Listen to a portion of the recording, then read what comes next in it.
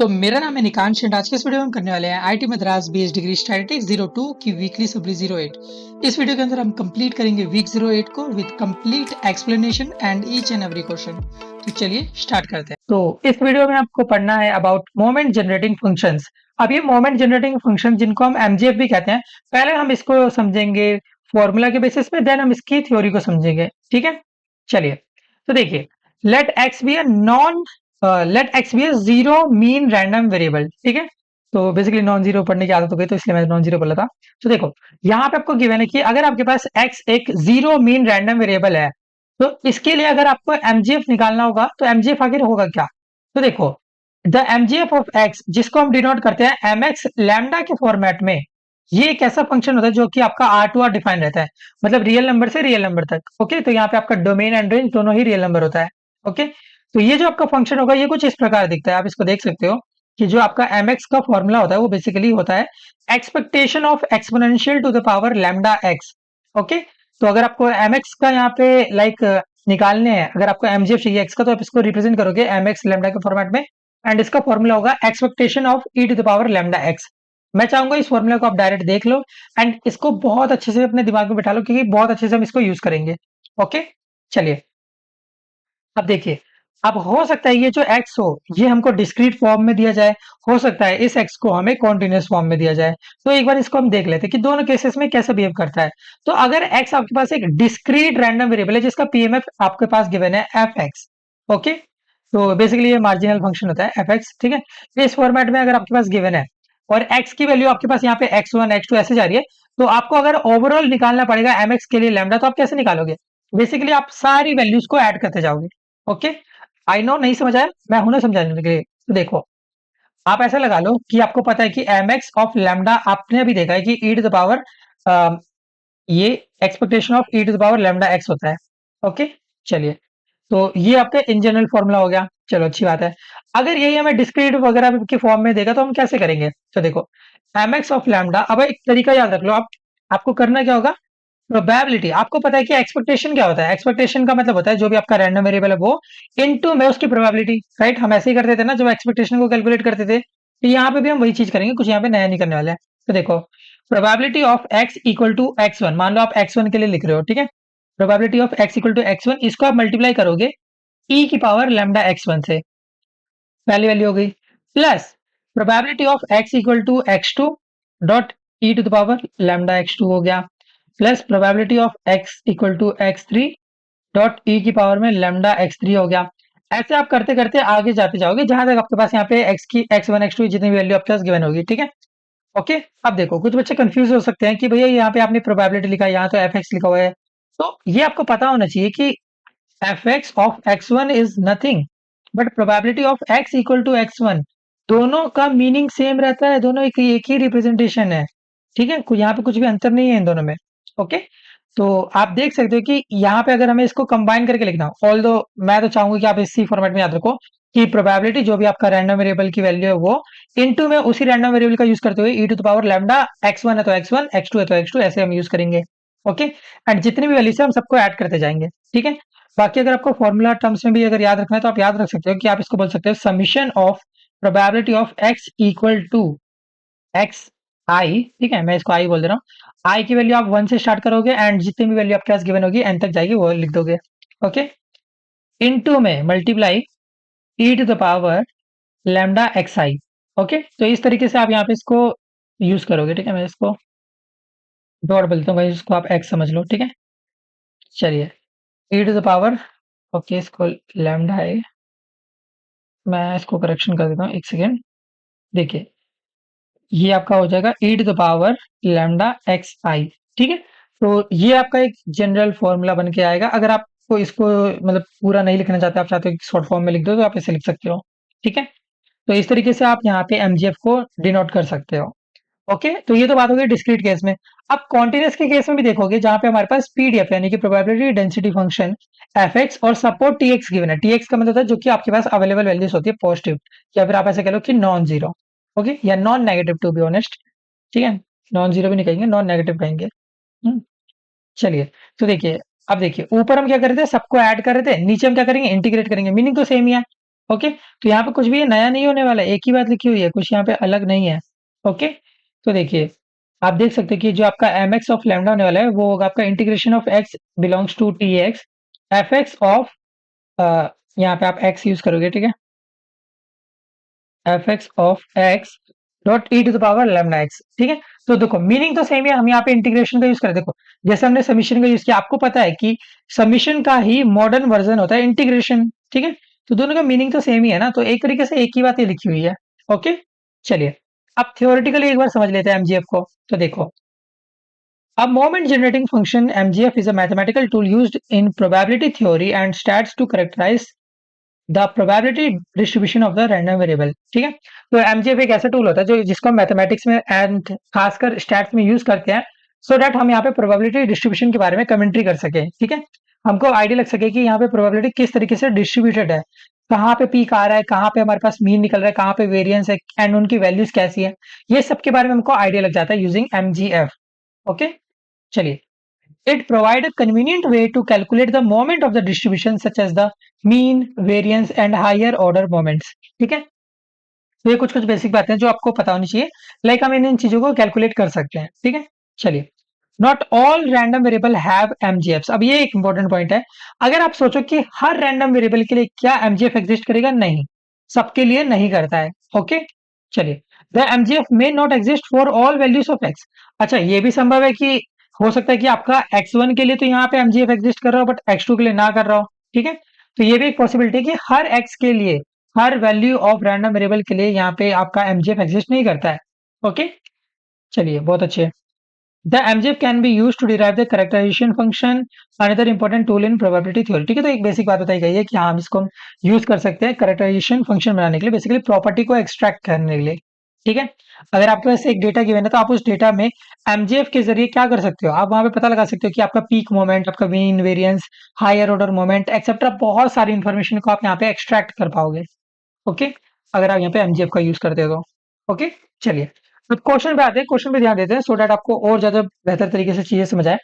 तो पहले क्वेश्चन को मैं यहाँ पे थोड़ा सा लॉन्ग फॉर्मेट में कराऊंगा सो दैट आपको एक बेस अच्छे से पता चल सके, देन इसके मैं डायरेक्ट फॉर्मूला, शॉर्टकट वगैरह ये सभी आपको बता दूंगा। ओके, तो देखिए पहले क्वेश्चन में आपको कहा गया है कि यहाँ पे हमारे पास जो x है वो एक यूनिफॉर्म रैंडम वेरिएबल है जिसकी वैल्यूज है 1 2 3। आपको यहाँ पे एमजीएफ कैलकुलेट करना है x का, ठीक है, अच्छी बात है। तो देखो आपको दिख रहा है कि जो x की वैल्यूज है वो 1 2 एंड 3 है। ओके, ओके, y आपको पता है कि क्या होना चाहिए, तो देखो अगर आपके पास x है तो y याद रखो, अगर यूनिफॉर्म केस है तो x minus expectation of x, आप इसको लिखोगे, ठीक है। एक बेसिक बात आपको पता होनी चाहिए। अच्छा, एक्सपेक्टेशन का मतलब क्या होता है, expectation is nothing but mean. Okay, mean का मतलब क्या होता है, सबको ऐड कर दो अपॉन में जितनी नंबर ऑफ ऑब्जर्वेशन है। ओके, तो देखो sum of all observation upon total observation, ठीक है। तो ये आपका 6/2 यानी कि 3 आने वाला है। चलो अच्छी बात है। अब आप एक बात बताओ, इस पर्टिकुलर जगह पे आप आने के बाद अब आपको यहाँ पे देखना पड़ेगा कि आपके पास जो y है वो क्या बन के आएगा। y को आप x माइनस ई एक्स कहते हैं, ई एक्स की वैल्यू 3 थी, 3 आएगी, राइट। एक्चुअली 2 आनी चाहिए ना, 3 क्यों आएगी, नीचे 3 है, सॉरी सॉरी सॉरी, ये गलती कर दी मैंने, नीचे 3 है तो ओवरऑल वैल्यू यहाँ पे 2 आनी चाहिए। ओके, चलिए बहुत सही। तो आप इसको x माइनस 2 कह सकते हो, ठीक है, बिल्कुल कह सकते हैं। अब देखो, अब हम जनरल फॉर्मूला का यूज करते हैं। तो देखो, अगर आप यहाँ पे एम वाई लैम्डा निकालने जा रहे हो, ठीक है, पीछे x की टर्म में था बट हम यहाँ पे y की टर्म्स में निकाल रहे हैं। ओके, देखो बात एक ही रहेगी, बात में कोई फर्क नहीं पड़ने वाला है, ठीक है। तो देखो एम वाई लैम्डा अगर आपको निकालना है तो आपको पता रहता है कि ये expectation of e to the power lambda Y होता है, राइट। अगर आप वाई के टर्म में लिखोगे तो कुछ ऐसा दिखेगा, राइट, सही का। चलिए बहुत अच्छी बात है। ओके फाइन, अब देखिए expectation of e to the power lambda, अब वाई की जगह आप लिख सकते हो एक्स माइनस 2, है ना, इसको वाई बोल दो, कैपिटल वाई। ओके, अब देखो आप चाहो तो यहाँ पे y की जगह x माइनस 2 लिख सकते हो, x माइनस 2, सही है। चलिए बहुत अच्छी बात है। चलिए, expectation of e to the power lambda x minus e to the power minus 2 lambda. Okay, तो ये दोनों ही हमने यहाँ पे निकाल दिया है, ठीक है। अच्छा, अब देखो ये माइनस का साइन नहीं आएगा, ये मल्टीप्लाई का साइन आएगा, क्योंकि आपको पता है बेस सेम रहता है तो जो पावर रहती है वो आपस में ऐड होती है। ओके, तो ये कुछ इस प्रकार का दिखेगा, ठीक है। अच्छा, अब एक बात बताइए, ये जो आपके पास e to the power minus two lambda, ये तो एक कांस्टेंट, आपको पता है कि जो लैम्डा होता है वो एक कांस्टेंट रहता है, एंड ई की पावर में माइनस टू ये भी कांस्टेंट है, तो आप इसको चाहो तो एक्सपेक्टेशन से डायरेक्ट बाहर निकाल सकते हो। आपको पता है कि एक्सपेक्टेशन की ये डायरेक्ट प्रॉपर्टी रहती है कि अगर यहाँ पे हमारे पास कुछ इस तरीके का फॉर्मेट है, बेसिकली कोई भी कांस्टेंट आएगा तो ये सीधे क्या करता है, उसको बाहर निकाल देता है, राइट। तो इसका हम यूज करेंगे यहाँ पे। तो देखो, ई की पावर में माइनस टू लैम्डा आपका बाहर आ गया। ओके, अंदर क्या बचेगा यहाँ पे, ये हो जाएगा आपका एक्सपेक्टेशन ऑफ ई की पावर में लैम्डा एक्स। ओके फाइन, चलो अच्छी बात है। अब देखो, अब यहाँ पे गेम चेंज करते हैं। तो देखो, अब अगर हम यहाँ पे expectation of e to the power lambda X निकालें, तो आखिर ये कितना आएगा, आपको ये बताना है।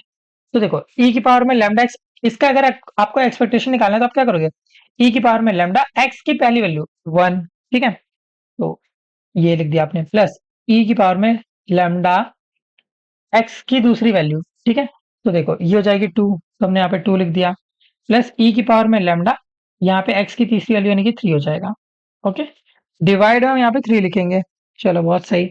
अब ये आपके पास ओवरऑल वैल्यू आ रही है, ठीक है। ओके, इसको इस तरीके से लिख देते हैं। चलिए, अब देखो, अब एक बार आपने वैल्यू लिख दी तो आप इसको पुट कर सकते हो, ठीक है। तो देखो, एम वाई ऑफ लेमडा आपका पास हो जाएगा, ई की पावर में माइनस लिखा था। तो देखिए, अब हम अंदर चाहें तो ये पूरी वैल्यू को रख सकते हैं। ये क्या है, हमने ई की पावर में मतलब expectation of e to the power lambda X ये भी निकाला है ना। हम चाहे तो इसको अंदर लिख सकते हैं, तो लिख देते हैं ई की पावर में लेमडा प्लस ई की पावर में टू लेमडा प्लस ई की पावर में थ्री लेमडा डिवाइड में थ्री। ओके, अब चलिए, अब इसको इंटू करा देते हैं, तो आपको पता है ये ई की पावर में माइनस टू और प्लस वन होगा, तो ये आपके पास माइनस वन आएगा, ठीक है। प्लस ये तो ई की पावर जीरो ही बन जाएगा, ठीक है, प्लस ई की पावर में माइनस टू प्लस थ्री, तो ये तो आपके पास होने वाला है वन, ठीक है, यानी कि लैम्डा बन के आएगा बेसिकली। ओके, अपॉन में थ्री। तो देखो, ई की पावर में माइनस लैम्डा प्लस ई की पावर में जीरो, किसी की पावर जीरो होती है तो वो वन हो जाता है, प्लस ई की पावर में लैम्डा अपॉन में थ्री। अगर आप इसको ध्यान से देखोगे तो आपको पता चलेगा कि ये डी ऑप्शन आपका करेक्ट आने वाला है, ठीक है।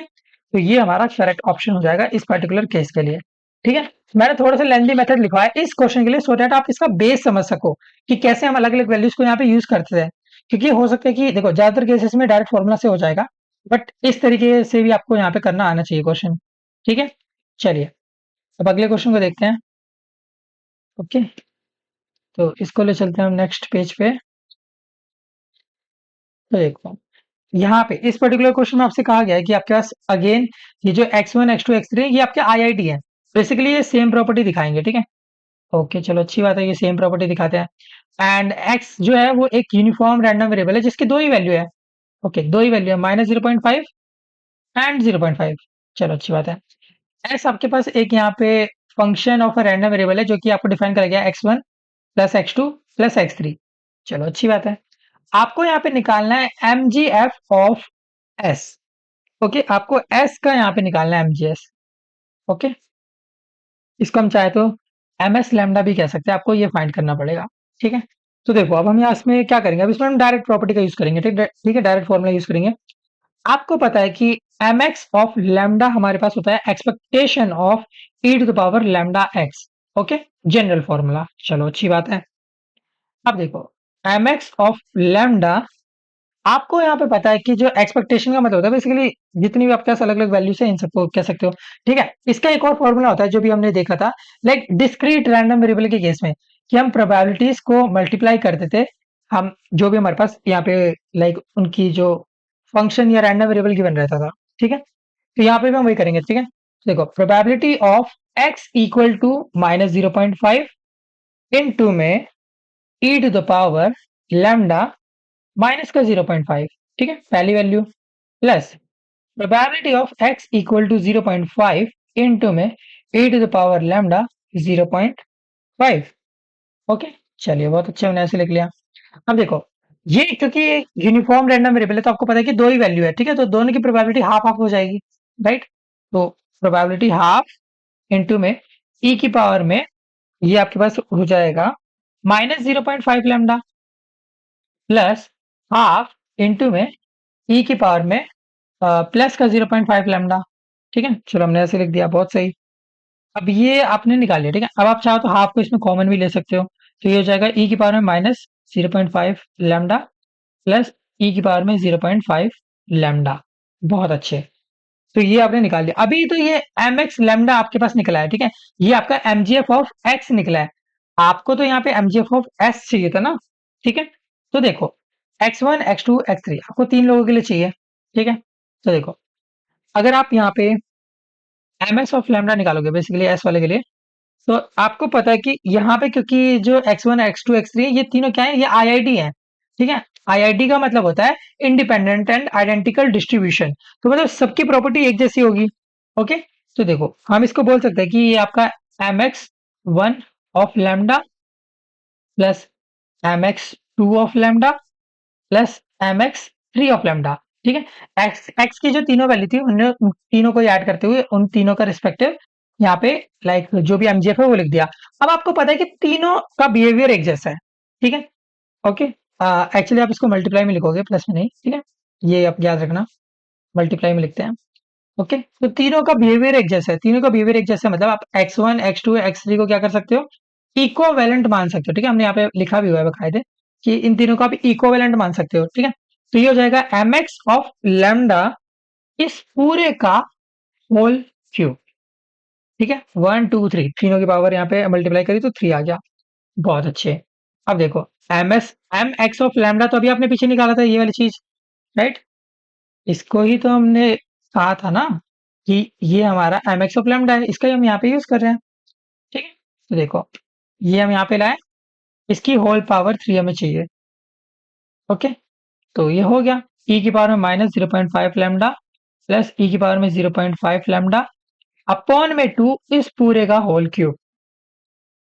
ध्यान से देखोगे तो सी ऑप्शन आपका यहाँ पे करेक्ट आने वाला है, ठीक है। तो इस तरीके से आपको अप्रोच करना था इस क्वेश्चन के लिए। ओके। तो याद रखना, कभी भी आपके पास यहाँ पे अगर like function of continuous random variable अगर आ जाए तो आपको यहाँ पे मल्टीप्लिकेशन करना पड़ेगा, ठीक है। बेसिकली अगर आईआईडी वाला केस आ जाए ना, तो जितने भी आपके पास यहाँ पे एन गिवन है, basically x one x two x three, तो आप उसकी होल पावर में लिख देना, ठीक है। अभी और भी क्वेश्चन आएंगे, उसको भी हम देखते हैं, ठीक है। चलिए, तो पहले दो क्वेश्चन हो गए।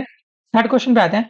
तो थर्ड क्वेश्चन में आपके पास यहाँ पे के की कुछ वैल्यूज गिवन है एंड आपको बताएगा कि एक्स वन एक्स टू ये आपकी क्या है, ये आईआईडीज है, ठीक है। बेसिकली जो एक्स वन एक्स टू ये जो अलग अलग वैल्यूज होती हैं, आपसे बोला जा रहा है कि यहाँ पे y equal to X one plus X two है। तो आपको यहाँ पे देखना है कि डिस्ट्रीब्यूशन क्या होगा y का। ओके, तो इंटरेस्टिंग क्वेश्चन, इसको हम नेक्स्ट पेज पे ले चलते हैं।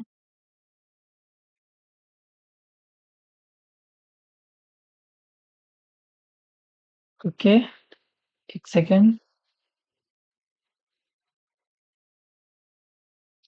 जी, अब देखिए, अब हम यहाँ पे अगले क्वेश्चन को सॉल्व करते हैं। तो आपको बोलेगा कि एक्स वन और एक्स टू आपके पास दो ही वैल्यूज है जो कि आईआईडीज है।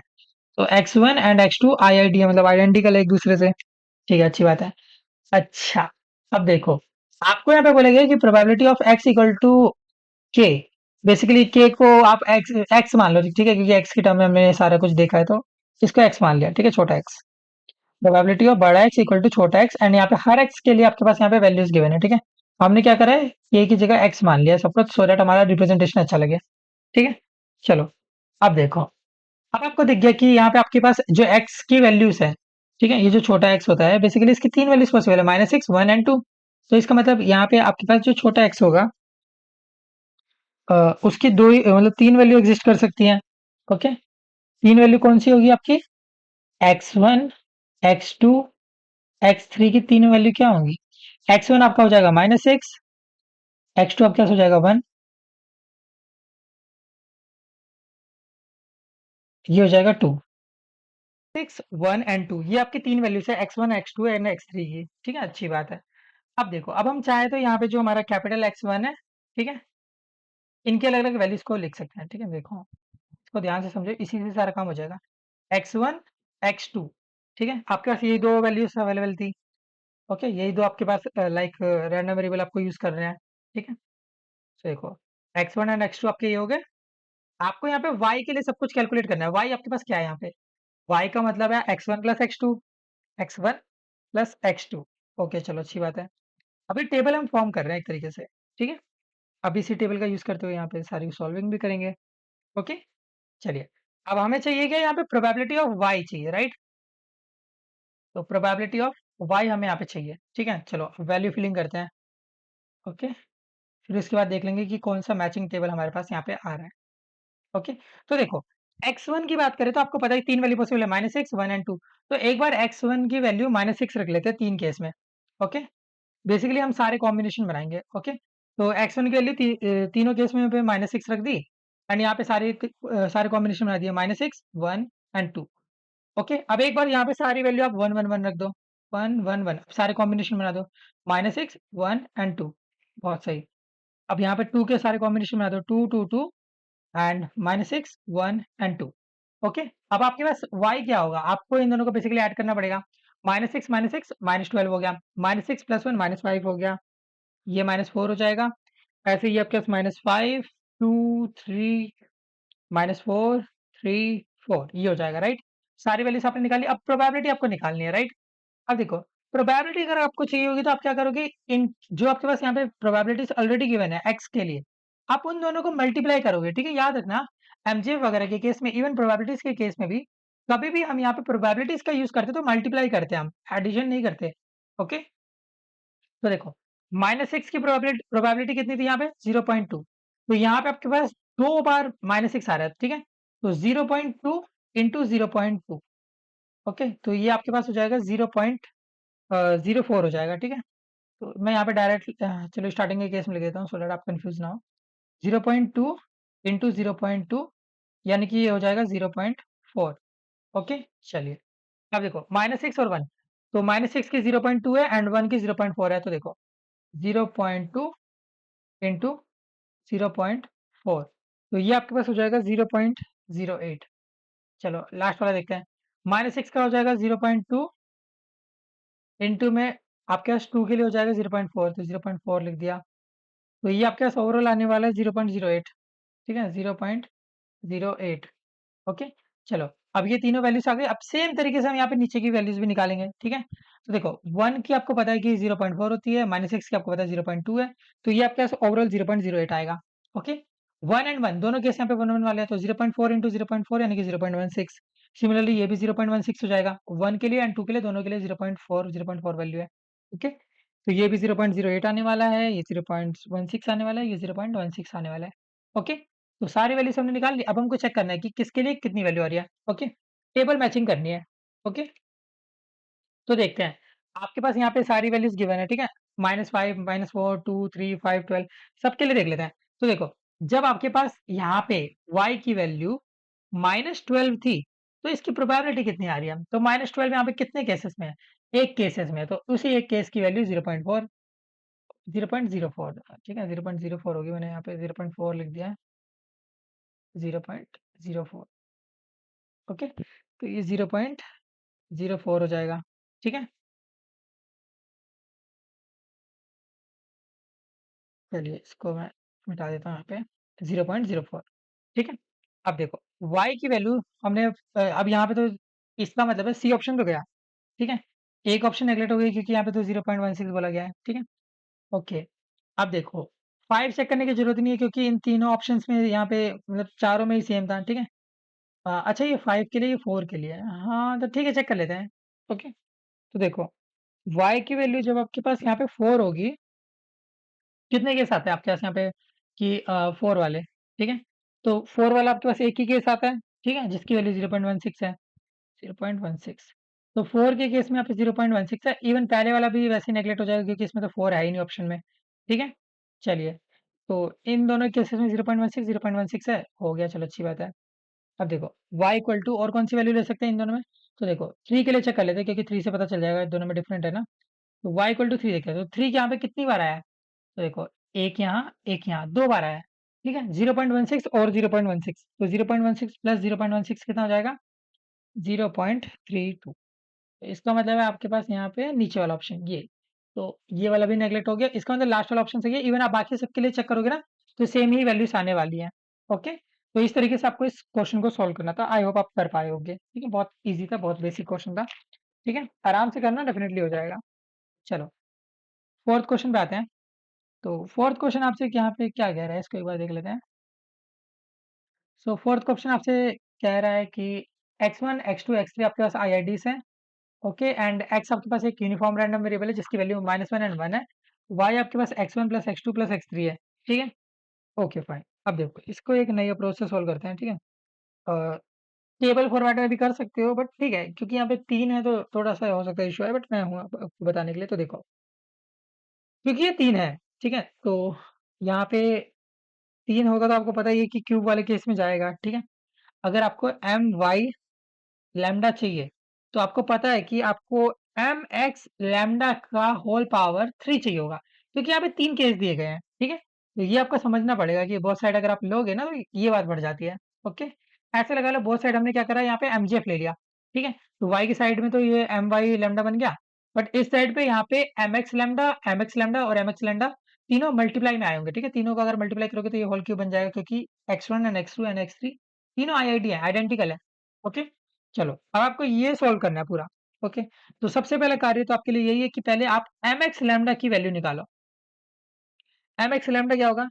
एक्सपेक्टेशन ऑफ ई की पावर में लैम्डा एक्स, राइट? ओके, तो ये आपके पास क्या हो गया? एक्सपेक्टेशन हो गया, ठीक है? Okay fine. अब देखो, एक्सपेक्टेशन को आपको पता है कि सॉल्व कैसे करते हैं। फॉर्मूला इवन आप चाहो तो मतलब आप एक तरीके से समझ सकते हो।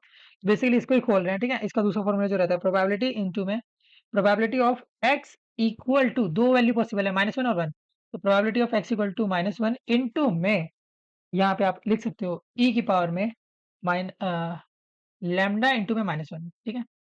लैम्डा इनटू में -1 plus probability of x equal to 1 into में e to the power lambda into में 1। चलिए आगे देखते हैं।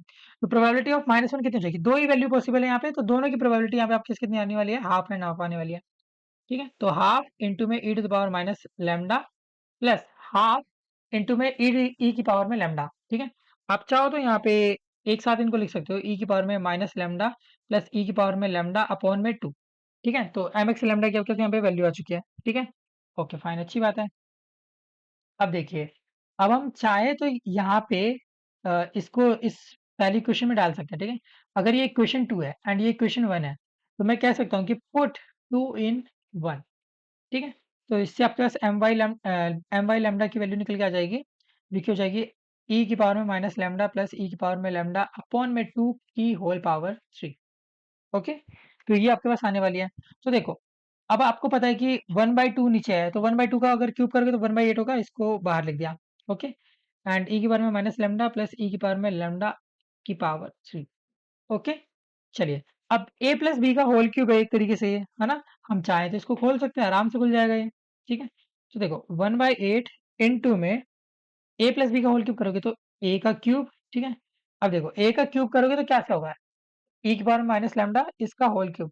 तो आपको पता है कि मल्टीप्लिकेशन में यहाँ पे मल्टीप्लाई हो जाते हैं, ठीक है? तो ये 3 लैम्डा बना देगा, ओके? तो ये हमने a का क्यूब करा, ओके?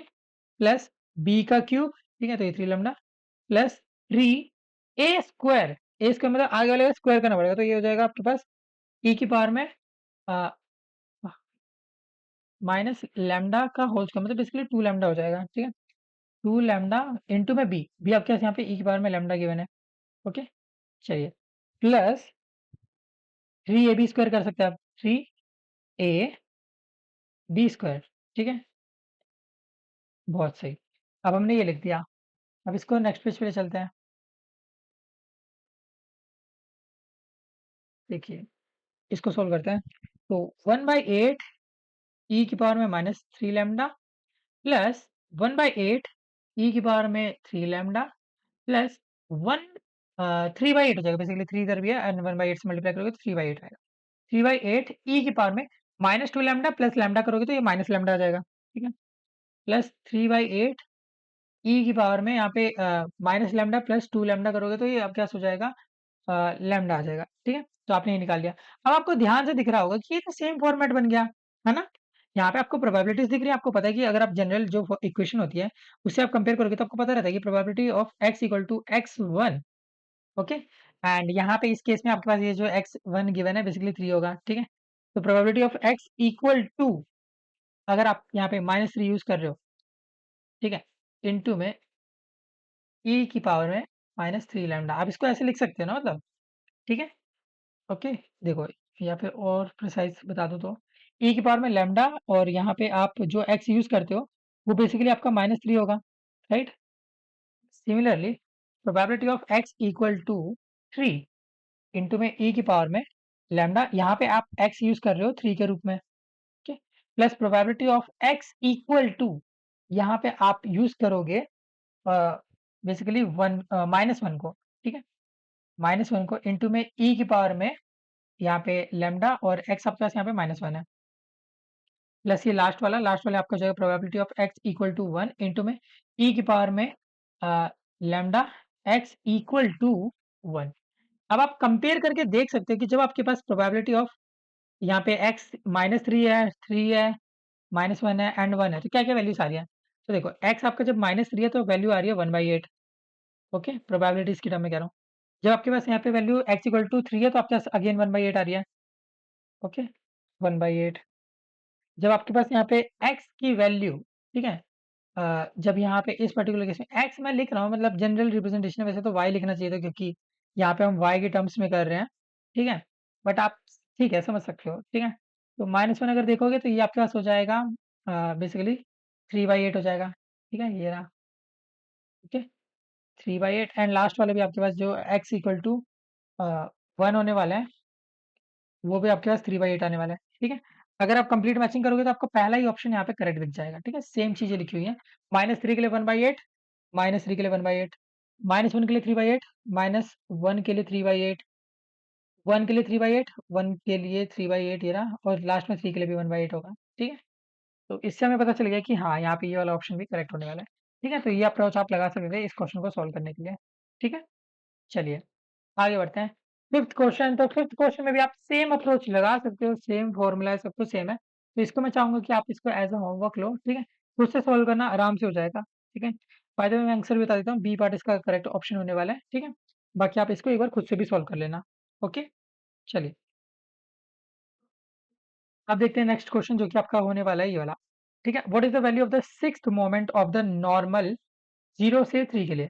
ओके, तो आपको पता है कि नॉर्मल के टर्म्स में ये जो नॉर्मल फंक्शन होता है, इसमें आपको पता है कि जो आगे लिखा रहता है वो हमारा म्यू होता है, जो बाद में लिखा होता है वो हमारा सिग्मा स्क्वायर होता है, ठीक है? तो देखो जो आपका म्यू है वो तो यहाँ पे 0 है, सिग्मा स्क्वायर आपके पास 3 है, तो सिग्मा आपके पास यहाँ पे √3 हो जाएगा, ठीक है? कुछ बेसिक बातें हमने निकाल ली। अब देखो, अगर आपको एक्सपेक्टेशन ऑफ x की पावर में n चाहिए, तो एक फ़ॉर्मूला मैं अभी आपको बता रहा हूँ, इस फ़ॉर्मूला को एकदम घोल के पी जाओ, ठीक है? क्योंकि बहुत इंपॉर्टेंट फ़ॉर्मूला होने वाला है। या तो आप एक पूरी सीरीज़ याद रखो या तो आप ये फ़ॉर्मूला याद रखो, ठीक है? तो मैं तो कहूँगा कि इस फ़ॉर्मूला पे एकदम ध्यान केंद्रित कर लो एंड इसको ही याद कर लो। तो देखो, सिग्मा की पावर में n इंटू में n फैक्टोरियल अपॉन में 2 की पावर n/2 इंटू में n/2 का होल फैक्टोरियल, ठीक है। आई नो थोड़ा सा कंफ्यूजिंग है बट यकीन मानो बहुत काम का है, ठीक है। अगर आपके पास यहाँ पे नॉर्मल डिस्ट्रीब्यूशन है, आपको expectation of x to the power n चाहिए तो आप इस फॉर्मूले का यूज करोगे, ठीक है। ऐसे आपको डायरेक्ट क्वेश्चन देखने को मिलते हैं। अब इस क्वेश्चन में हमको यहाँ पे n इक्वल टू 6 के लिए बोल रहा है कि सॉल्व करो, ओके। तो चलो करते हैं, वैल्यूज यहाँ पे डाल देते हैं। तो देखो सिग्मा की वैल्यू आपके पास थी √3, तो √3 की वैल्यू 6 हो गई, n फैक्टोरियल मतलब 6 फैक्टोरियल अपॉन में 2 की पावर में 6/2 इंटू में 6/2 फैक्टोरियल। तो √3 की पावर 6 करोगे तो ये 27 आएगा, 6 फैक्टोरियल करोगे तो ये 720 हो जाएगा, ओके। 2 की पावर में 6/2 करोगे तो ये 2 का क्यूब यानी कि 8 होने वाला है एंड ये 6/2 यानी कि 3 फैक्टोरियल होगा, 3 फैक्टोरियल की वैल्यू होती है 6, ठीक है। आप यहाँ पे कटिंग वगैरह करोगे, ठीक है, बेसिकली आप इसको डायरेक्ट ही काट सकते हो इससे, ठीक है। तो ये 15 आ जाएगा, तो 27 को 15 से मल्टीप्लाई करोगे तो हो जाएगा 405। तो 405 आपका यहाँ पे फाइनल आंसर होने वाला है। तो इस तरीके से आपको यहाँ पे इस क्वेश्चन को सॉल्व करना था, ठीक है। थोड़ी सी प्रॉब्लम आएगी बट डेफिनेटली अगर आप सारे क्वेश्चन पे मेहनत करोगे ना तो आप कर पाओगे, ठीक है। मतलब प्रैक्टिस तो लगेगी, बिना प्रैक्टिस के आप नहीं कर पाओगे, ठीक है। चलिए अब बात करते हैं एमजीएफ ऑफ सैंपल मीन की। तो अब ये एमजीएफ ऑफ सैंपल मीन क्या होता है, ठीक है, इसको भी एक बार देख लेते हैं। तो देखो अगर आपके पास सैंपल कुछ गिवन है x1 x2 ऐसे करते करते xn तक एंड यहाँ ये जितने भी सैंपल है ये सारे आइडेंटिकल हैं, ठीक है, आईआईडी को फॉलो करते हैं। तो आपका जो mx फॉर लैम्डा होता है आपको पता है कि e to the power λ/2 plus e की पावर में माइनस λ/2 हो जाएगा अपॉन में 2, ठीक है। तो ये जनरल फॉर्मूला आपके पास आने वाला है, ठीक है। आप इसको सॉल्व करोगे तो यही आएगा, ओके। सैंपल मीन की बात करें तो आपको पता है कि आप सबको ऐड कर दो अपॉन में जितने भी नंबर ऑफ ऑब्जर्वेशन है, इसको ही हम सैंपल मीन कहते हैं जिसको हम एक्स बार से रिप्रेजेंट करते हैं। अगर आप इसका यहाँ पे mx बेसिकली एमजीएफ निकालने जाओगे तो ये फॉर्मूला आता है, ठीक है। आपको इस फॉर्मूले को एकदम अच्छे से रट लेना है, ओके। तो देखो एमजीएफ ऑफ एक्स अपॉन में एन लैम्डा के लिए अगर आप सॉल्व करोगे तो ई की पावर में लैम्डा अपॉन में 2n प्लस ई की पावर में minus lambda upon 2n upon में 2, ये आप निकालोगे। ठीक है, तो आप देख सकते हो कि काफी डायरेक्ट फॉर्मूला है, कुछ यहाँ पे यूनिक नहीं है। ठीक है, इसी को ही हम यहाँ पे जस्ट खोल दे रहे हैं। ठीक है, तो देखो अगर आप बात करोगे यहाँ पे एम एक्स बार लैम्डा की, ठीक है, यानी कि अगर एक सैंपल मीन के लिए देखोगे तो ई की पावर में लैम्डा अपॉन 2n प्लस ई की पावर में minus lambda upon 2n upon में 2 की होल पावर n। ठीक है, ये फॉर्मूला आपको ध्यान से एकदम याद कर लेना अच्छे से। ठीक है, इसको आप इतनी बार प्रैक्टिस करो कि ऑटोमेटिकली आपके दिमाग में बैठ जाए। ठीक है, याद तो नहीं कहूंगा मैं कि याद is not the right word, but आपको यहाँ पे इसको इतनी बार प्रैक्टिस करना है कि आपको ये अच्छे से दिमाग में बैठ जाए। ओके, अब देखो आपका जो एम एक्स बार लेमडा है इसकी वैल्यू 1 की तरफ जाएगी जैसे जैसे आप एन को इंक्रीज करते जाओगे। ठीक है, तो ये आपको एक पॉइंट याद रखना है। ओके, वैसे ही हमारे पास एक एमजीएफ का कन्वर्जेंस रूल होता है कि जब आपके पास यहाँ पे 1/√n पे आप पहुंचते हो तो यहाँ पे आपका जो एमजीएफ होता है ये कन्वर्ज होना स्टार्ट कर देता है। ठीक है, तो ये आपको पता होना चाहिए। ओके, अगेन ये एक और फॉर्मूला आप इसको भी देख सकते हो। ठीक है, सेम इसी से निकला ये, डिराइव हुआ है वेरिएंस वगैरह के लिए, तो आप इसको भी अच्छे से देख सकते हो। ठीक है, ये दोनों फॉर्मूले काम के आपको पता होना चाहिए। एक में बेसिकली यहाँ पे 2n यूज कर रहे हैं, एक में यहाँ पे √n यूज कर रहे हैं। ठीक है, वो सेम ही है, बस n की जगह यहाँ पे √n लगाना है। ओके, चलिए अब बात करते हैं CLT की, जिसका मतलब होता है सेंट्रल लिमिट थ्योरम। अभी सेंट्रल लिमिट थ्योरम हमें क्या कहती है? ठीक है, तो ये स्पेसिफिकली डिजाइंड है फॉर योर नॉर्मल डिस्ट्रीब्यूशन, या फिर to be precise MGF of normal distribution. ठीक है, इसको एक बार ध्यान से समझो। तो देखो अगर आपके पास x1 x2 ऐसे करते करते xn तक आईआईडी गिवन है। ठीक है, यहाँ पे आपका अगर एक्सपेक्टेशन 0 है, वेरिएंस आपका सिग्मा स्क्वायर है, तो आपका जो y आने वाला है वो हो जाएगा x1 प्लस x2 ऐसे करते करते xn तक, यानी कि सम ऑफ ऑब्जर्वेशन अपॉन में √n। ओके, अगर आप इसका एम वाई देखोगे यानी कि एमजीएफ देखोगे तो ये आपका हो जाएगा ई की पावर में लैम्डा स्क्वायर इनटू में जो आपका सिग्मा स्क्वायर होता है अपॉन में 2। ठीक है, तो ये फॉर्मूला आपका बन जाएगा, आपको इसको ध्यान देना है। ओके, तो डायरेक्ट थ्योरम है। ठीक है, इसमें कोई लाइक प्रूव करने वाली चीज नहीं है। ठीक है, तो ये कन्वर्ज होता ही है। ठीक है, वाई से to be converge in distribution to normal, zero से सिग्मा स्क्वायर, ये एक फैक्चुअल डेटा है, आपको पता होना चाहिए। ओके, चलिए, तो इसी फॉर्मूले को मैं बार बार यूज करना पड़ेगा। अब इसको मैं आपको लाइक प्रैक्टिस कराते कराते और इजी तरीके से भी बता दूंगा। ठीक है, अब देखो ये हमारे पास एक टेबल होती है, इसको हम कहते हैं जेड स्कोर टेबल। ठीक है, तो अगर आपने मुझसे यहाँ पे यूट्यूब पे stat01 पढ़ा है तो आपने ये टेबल पहले भी देखा होगा, एंड जेड स्कोर के बारे में भी आप पहले ही जानते होंगे। ठीक है, तो जेड स्कोर एक टेबल होता है जो कि आपको यूज करना होता है for solving your values. Okay, तो इस टेबल का भी हम यूज करेंगे, कैसे यूज करेंगे वो मैं अभी आपको समझा दूंगा। ये टेबल आपको आपके एग्जाम में यहाँ पे फ्रंट पेज पे मिल जाएगा। ठीक है, आपने क्विज वन दिया होगा तो आपको पता होगा कि यहाँ पे स्टार्टिंग में फॉर्मूलास वगैरह गिवन रहते हैं हमारे लाइक स्टैट्स में, तो उन्हीं फॉर्मूलास के साथ साथ ये पेज भी आपका अटैच होगा। ठीक है, चलिए क्वेश्चन देख लेते हैं। तो यहाँ पे पहला क्वेश्चन बोल रहा है कि use the following values of standard normal distribution to answer the following. तो ये देखो यहाँ पे जो जो लिखा हुआ है ये मैंने मैथमेटिकल टर्म में यहाँ पे बगल में लिख दिया है। ठीक है, तो देखो the average life of a coffee machine is 5 year. ठीक है, आपको यहाँ पे एवरेज लाइफ बता दिया गया है कि एवरेज वैल्यू कितनी है। स्टैंडर्ड डेविएशन आपको बता दिया गया है, यानी कि सिग्मा बता दिया गया है। Okay, assuming that the life of this machine follow approximately a normal distribution, find the probability that the mean of a random sample of 16 such machine fall between 4.6 and 5.4। Okay, तो अब आपको पता चल जाना चाहिए यहाँ पे कि बात क्या हो रही है। तो देखो आपको पहली बात तो इन्होंने बता दी कि मीन कितना है आपका, मीन मतलब एवरेज। ठीक है, तो म्यू आपके पास गिवन है, या फिर इसको म्यू एक्स बार कहते हैं जनरली इस टाइम पे सोल्व करते हुए। तो ये आपके पास 5 गिवन है। स्टैंडर्ड डेविएशन यानी कि आपके पास सिग्मा गिवन है। ओके, तो सिग्मा आपके पास यहाँ पे कितना है, 1 है स्टैंडर्ड डेविएशन। ठीक है, एन आपके पास कितनी मशीन्स के लिए निकालना है, 16, तो एन आपके पास 16 गिवन है। ओके, अब आपको प्रोबेबिलिटी बतानी है यहाँ पे कि 4.6 से लेके 5.4 तक आपके पास यहाँ पे मशीन कैसे पड़ेगी, कितनी आएंगी। ठीक है, तो आपको इसके लिए यहाँ पे बताना पड़ेगा। ठीक है, तो देखो आपको यहाँ पे बताना पड़ेगा कि जो आपका लाइक एक्स बार है, ठीक है, वो आपका पड़ेगा 4.6 से 5.4 के बीच में। ठीक है, इक्विवेलेंट भी मान सकते हैं दोनों केस में। तो ये आपको बताना होगा। ठीक है, ये मैंने एक जनरल रिप्रेजेंटेशन ले ली, ये आपको अब तक जो जो इनमें पूछा गया जो जो गिवन है वो हमने लिख लिया। ठीक है, अब देखो अब आपको एक तरीका याद रखना है, एक होता है वर्ड स्टैंडर्ड एरर। ठीक है, इस टर्म को हमने पहले भी सुना हुआ है। ठीक है, ऑल्दो हमें यहाँ पे नहीं बोला गया बट यहाँ पे डायरेक्ट इसका यूज कर दिया गया है। ठीक है, इसको आप याद रखो, स्टैंडर्ड एरर इसको कहते हैं। ठीक है। तो देखो स्टैंडर्ड एरर ऑफ एक्स बार अगर आप देखोगे तो इसका फॉर्मूला होता है सिग्मा अपॉन में रूट एन। ठीक है, तो यहाँ पे जहां जहां पे आपके पास सिग्मा अपॉन में रूट एन आ रहा था ना, ठीक है, बेसिकली यहाँ पे जो रूट एन लिखा आ रहा था ये वाला, ठीक है, तो ये आपको कहीं ना कहीं डिनोट कर रहा था कि यहाँ पे बात स्टैंडर्ड एरर की हो रही है। ठीक है, चलिए, तो स्टैंडर्ड एरर आपका कितना आ जाएगा, तो सिग्मा की वैल्यू आपके पास 1 है और एन की वैल्यू 16 है, तो ये आपके पास हो जाएगा 1/4 यानी कि 0.25। ठीक है, चलिए बहुत अच्छी आपने वैल्यू निकाल ली। अब आपके पास यहाँ पे एक्स की कुछ वैल्यूज है। ठीक है, एक्स की दो वैल्यूज हैं, आपको इसके लिए कैलकुलेट करना है।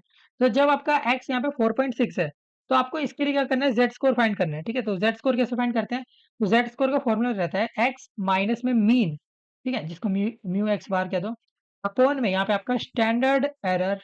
ठीक है, इसका यूज करना है। ठीक है, इसका यूज करते हुए हम यहाँ पे वैल्यू निकाल देते हैं। ठीक है, तो देखिए यहाँ पे आपके पास जेड की वैल्यू कितनी हो जाएगी, तो जेड की वैल्यू हो जाएगी एक्स माइनस, तो एक्स आपके पास 4.6 है, माइनस में म्यू एक्स आपके पास 5 है, अपॉन में 0.25। अभी आपने निकाला था यहाँ पे स्टैंडर्ड एरर, तो ये हो जाएगा माइनस का 1.6। ठीक है, तो मतलब जब आपके पास यहाँ पे, ध्यान से समझना, जब आपके पास यहाँ पे x की वैल्यू 4.6 है, तो आपका जो z है, इसको x1 कह देता हूँ। ठीक है, तो आपका z1 कितना हो जाएगा, माइनस का 1.6। ओके, चलिए बहुत अच्छी बात है। अब आप जब आपका x यहाँ पे 5.4 होगा तो z2 कितना आएगा, ये आपको बताना है। ठीक है, तो देखिए, जब आपके पास यहाँ पे x2 की वैल्यू 5.4 है तो z2 कितना होगा, z2 आपके पास हो जाएगा यहाँ पे x माइनस में म्यू एक्स बार अपॉन में standard error of x bar.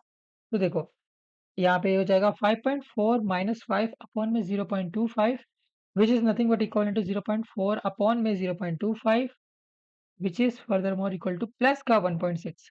Okay, तो ये आपको पता चल गया कि प्लस का 1.6 आ रहा है। तो मतलब जब आपके पास x2 की वैल्यू 5.4 है तो z स्कोर की वैल्यू कितनी आ रही है, प्लस का 1.6। Okay fine. अब देखो बहुत ध्यान से समझना, प्रोबेबिलिटी ऑफ 4.6 लेस देन और equivalent to X bar less than और इक्विवेलेंट टू 5.4, ये आपको निकालना है। एंड इसका फॉर्मूला क्या बनेगा अगर हम इसको z स्कोर के टर्म में कन्वर्ट करेंगे तो, ठीक है, तो देखो अगर आप इसको z स्कोर के टर्म में कन्वर्ट करोगे तो ये फाइनल माइनस इनिशियल वाले तरीके से होता है। तो देखो प्रोबेबिलिटी ऑफ फाइनल, फाइनल मतलब यहाँ पे आपके पास 5.4 है, तो आप इसको यहाँ पे z स्कोर के जरिए करोगे। ठीक है, तो देखो यहाँ पे आप एक बात बताओ, अगर आप z के टर्म में लिख रहे हो, ठीक है, लेस देन और इक्विवेलेंट हमेशा रहेगा, ये याद रखना। ठीक है, अगर आप z टर्म में लिख रहे हो तो 5.4 के लिए आपके पास z की वैल्यू कितनी थी, 5.4 जब आपका x2 था तो आपके पास यहाँ पे z की वैल्यू आ रही थी 1.6, तो आपने 1.6 लिख दी। Final minus initial probability of z less than और इक्विवेलेंट टू, अब यहाँ पे कितनी वैल्यू आने वाली है आपके पास, तो देखो अब इनिशियल यानी कि 4.6 करना है, जब आपके पास x की वैल्यू यहाँ पे 4.6 थी तो z आपके पास माइनस का 1.6 आ रहा था, तो माइनस का 1.6। चलो बहुत अच्छी बात है। अब देखो probability of z less than और इक्विवेलेंट टू 1.6 माइनस में प्रोबेबिलिटी, अब देखो ये नेगेटिव में आ रहा है, नेगेटिव में जनरली हमें चाहिए ही नहीं होता, तो हम क्या करेंगे 1 माइनस में probability of z less than और इक्विवेलेंट टू 1.6 लिख देंगे। ओके, चलिए बहुत सही। अब देखो probability of z less than और इक्विवेलेंट टू 1.6, अब इसको सॉल्व कैसे करोगे आप, ठीक है, मेन सवाल ये आ जाता है कि सॉल्व कैसे करेंगे। ओके, तो देखो इसको मैं ऐसे लिख देता हूँ, probability of z less than और इक्विवेलेंट टू 1.6 माइनस में 1। ठीक है, तो जस्ट मैंने यहाँ पे ब्रैकेट ओपन करा और कुछ नहीं। अब देखो probability of z less than और इक्विवेलेंट टू 1.6, इसको टेबल के जरिए समझते हैं। तो देखो आपको चाहिए क्या, 1.6 चाहिए, राइट। तो देखो पहले आप यहाँ पे क्या करोगे, z में यहाँ पे 1.6 देखोगे। ठीक है, तो देखो आपको यहाँ पे जब नीचे आते जाओगे तो आपको दिख जाएगा 1.6 ये रहा। ठीक है, तो z की वैल्यू 1.6 है, अब इसके आगे जितने भी आपके पास डेसिमल आते जाएंगे, ठीक है, जैसे तो ये तो 1.6 में ही खत्म हो गया, तो मतलब ये एक तरीके से 1.60 है ये, है ना, आगे कोई वैल्यू नहीं दी गई है। तो अगर ये 1.60 है तो देखो 0.00 बेसिकली 1.60, अगर ये 1.601 होता तो आप इसको यूज करते, ठीक है, तो 1.6 और ये 0.00 मतलब बेसिकली 1.60 हो गया। ओके, तो आपको इस वैल्यू का यूज करना है, ये आपकी वैल्यू है, ठीक है, 0.9452। चलिए 0.9452, चलिए बहुत अच्छी बात है। अब देखिए प्लस 0.9452 यहाँ पे भी माइनस में 1। ओके, अब देखिए अब आप इसको सॉल्व करोगे तो आपके पास यहाँ पे ओवरऑल वैल्यू निकल कर आएगी 0.8904, क्योंकि हमें यहाँ पे 2 डेसिमल में आंसर देना है तो इसलिए हम इसको कन्वर्ट करके कह सकते हैं 0.89। ठीक है, तो 0.89 आपका फाइनल आंसर होगा, इस तरीके से आपको इसको सॉल्व करना होगा। ठीक है, सेकंड क्वेश्चन पे आते हैं। ठीक है, चलिए इसको भी नेक्स्ट पेज पे ले चलते हैं। तो देखिए सेकंड क्वेश्चन में आपसे कह रहा है कि फाइंड द रैंडम वेरिएबल। अच्छा ये फाइंड नहीं, ये गिवन ही है। The random variable x representing the number of cherries in a cherry puff has the following distribution. ठीक है, प्रोबेबिलिटी डिस्ट्रीब्यूशन गिवन है आपके पास। Find the probability that the average of number of cherries in 64 cherry puff will be less than 7। चलो, अब information आपने पढ़ लिया, आपको यहाँ पे आपके काम की इन्फॉर्मेशन मिल गई, आप इसका यूज करोगे। ओके, चलिए तो इसको सॉल्व करना पड़ेगा। ठीक है, तो इसको सॉल्व कर लेते हैं। तो देखो, आपको यहाँ पे बोला क्या गया है, देखो। अच्छा बाय द वे, ये जो आप यहाँ पे कर रहे हो, ये सारा प्रोसेस लगा रहे हो, यही हमारा यहाँ पे सीएलटी थ्योरम भी कहती है। ठीक है, ओके, इसका जनरल मीनिंग ये रहता है। चलिए, अब देखिए इसको सॉल्व करते हैं। तो आपको यहाँ पे क्या क्या गिवन है, ठीक है। तो देखो, आपको यहाँ पे बोल दिया गया है कि ओके, डिस्ट्रीब्यूशन ये गिवन है। Average number of cherry in 64 puff will be less than 7। Okay, 7 से कम होना चाहिए, आपको ये बोला जा रहा है। ठीक है, तो देखो बेसिकली आपसे कह रहा है कि probability of x bar must be less than 7, ये आपको चाहिए, है ना। म्यू एक्स, क्योंकि एवरेज यहाँ पे आपको 7 खुद ही बोला है इन्होंने, तो 7 यूज करोगे। और नंबर ऑफ चेरीज आपके पास 64 है, तो ये आपके पास n इक्वल टू 64 हो गया। ओके, चलिए अभी कुछ गिवन डाटा हो गया। अब देखो, स्टैंडर्ड एरर अगर आप निकालोगे यहाँ पे एक्स बार के लिए, तो ये हो जाएगा सिग्मा एक्स अपॉन में रूट एन। सिग्मा एक्स के बारे में आपको कोई इन्फॉर्मेशन नहीं है। रूट एन आपके पास हो जाएगा रूट 64, यानी कि ये हो जाएगा 8। ठीक है, 8 नीचे लिखा। अब देखिए, अब आपको सिग्मा एक्स निकालना पड़ेगा, इसके लिए आप क्या कर सकते हो। तो देखो, यहाँ पे अब हम थोड़ा सा दिमाग लगा सकते हैं। ठीक है, इसको एक बार देख लेते हैं सॉल्व करके। ठीक है, इवन अच्छा ये देखो, ये जो म्यू एक्स बार आया, ये आखिर आपका मतलब एग्जैक्ट जरूरी नहीं है कि इसके इक्वल हो। 90% केसेस में होता है, बट कुछ केसेस में ऐसा भी हो सकता है कि ये जो आपको पूछा गया है एंड ये वाला जो आपका मीन है ये डिफरेंट हो। ठीक है, तो इसके लिए आपको एक बार कंफर्मेशन लेना जरूरी है। तो आपको पता है कि जो आपका म्यू एक्स बार होता है, वो बेसिकली आपका एक्सपेक्टेशन ऑफ एक्स होता है ना। अब एक्सपेक्टेशन का फॉर्मूला आपको पता है कि जो भी आपके पास रैंडम वेरिएबल गिवन है इनटू में उसकी प्रोबेबिलिटी, राइट। x1 के लिए हो गया, सिमिलरली आप x2 के लिए भी ऐसे लिख सकते हो।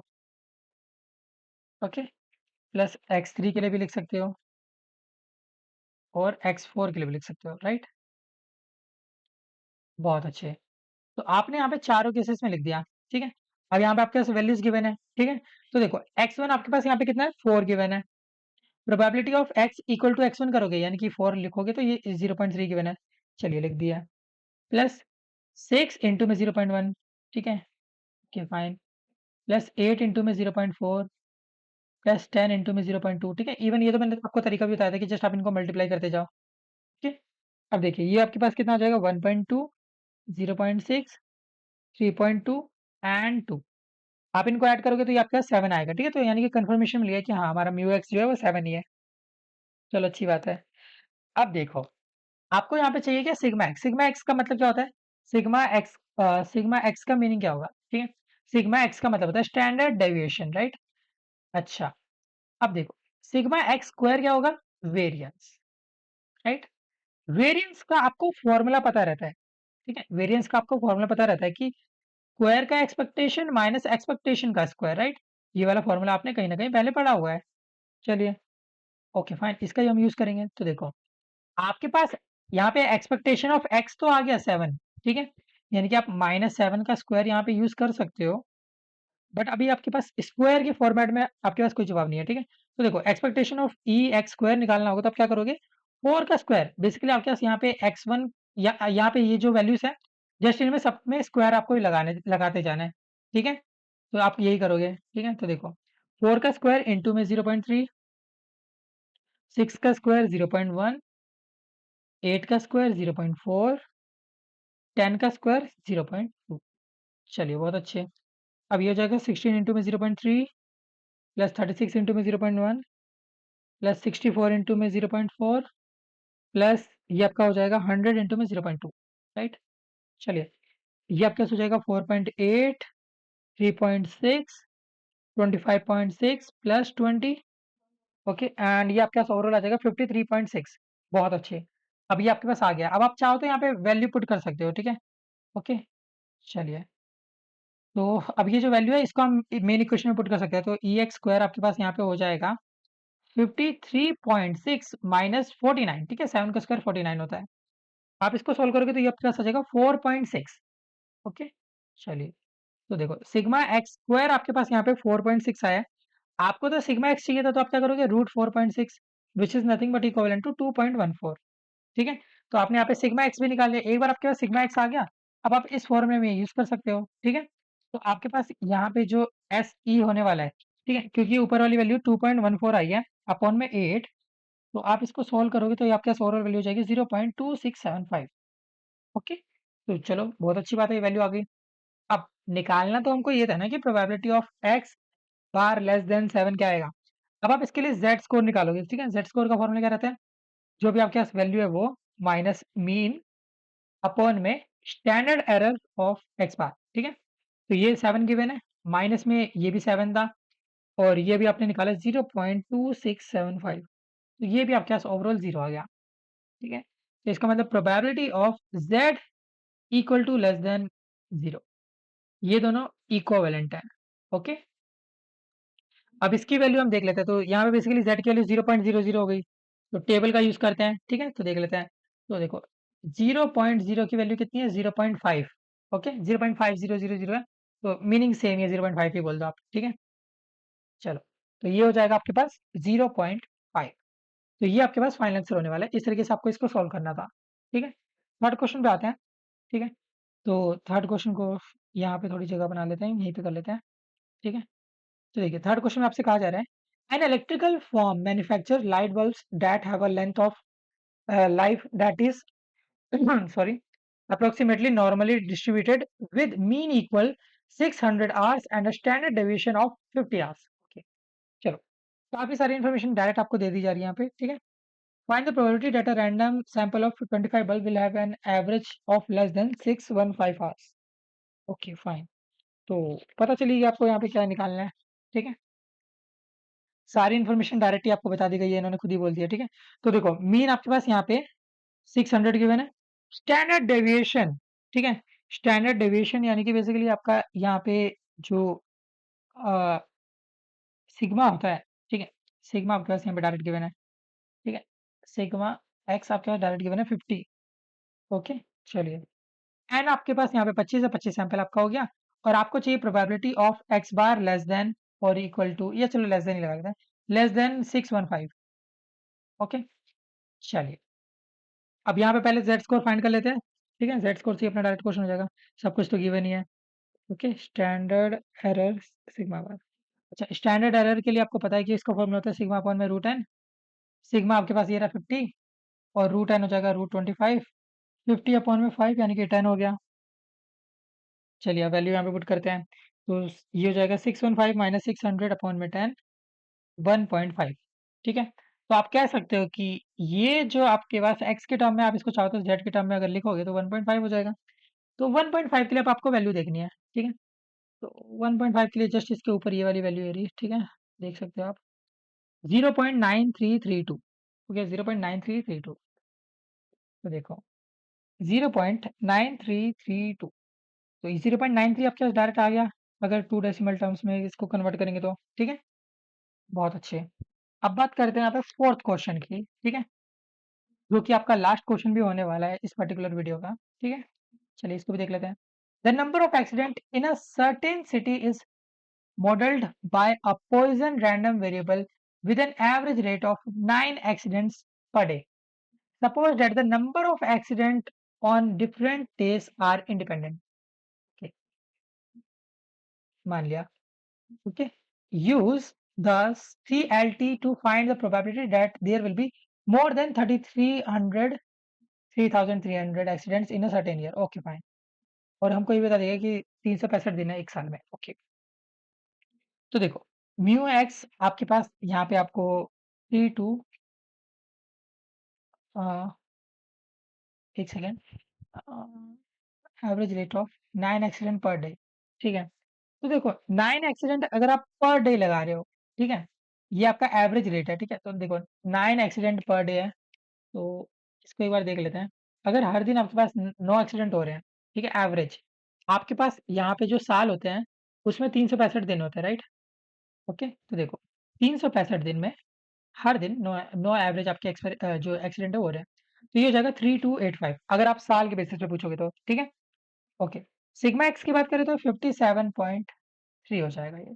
ओके, तो ये भी आप अगेन डायरेक्ट कैलकुलेट कर सकते हो, ठीक है, सॉल्व करके। ओके, चलिए अब देखते हैं। तो ये दोनों मतलब बेसिक चीजें हैं, आपको पता ही होनी चाहिए। एंड आपको बोला गया कि यहाँ पे probability of x greater than 3300 निकालो, राइट। जेड स्कोर फाइंड करना बहुत ईजी है, x bar minus mu x bar upon में standard error of x bar, ठीक है। ओके, चलिए इसका यूज कर लेते हैं। तो ये आपके पास, अच्छा ये आपके पास सॉरी 57.3 जो है, ये आपके पास डायरेक्ट स्टैंडर्ड एरर ही गिवन है, ठीक है। चलिए बहुत सही, तो इसका यूज कर लेते हैं। तो ये हमारे पास हो जाएगा 3300 माइनस 3285 अपॉन में 57.3। ओके, चलिए बहुत सही। 15 अपॉन में 57.3 करोगे तो ये आ जाएगा 0.261, ठीक है। प्रोबेबिलिटी ऑफ, अगर इसको z के टर्म में कन्वर्ट करा जाए तो z ग्रेटर देन 0.261 हो जाएगा। अब आपको पता है कि ग्रेटर देन वाली फॉर्मेट हमें पसंद नहीं है, तो हम इसको क्या करेंगे, 1 minus probability of z less than और इक्वल टू 0.261। ओके, तो देखो 1 माइनस प्रोबेबिलिटी ऑफ 0.261 देखना है, ठीक है। तो यहाँ पे आते हैं, तो पहले तो आप यहाँ पे 2.6 देखो, ठीक है, ठीक है, 261 चाहिए होगा ना, तो 26 तो ये रहा।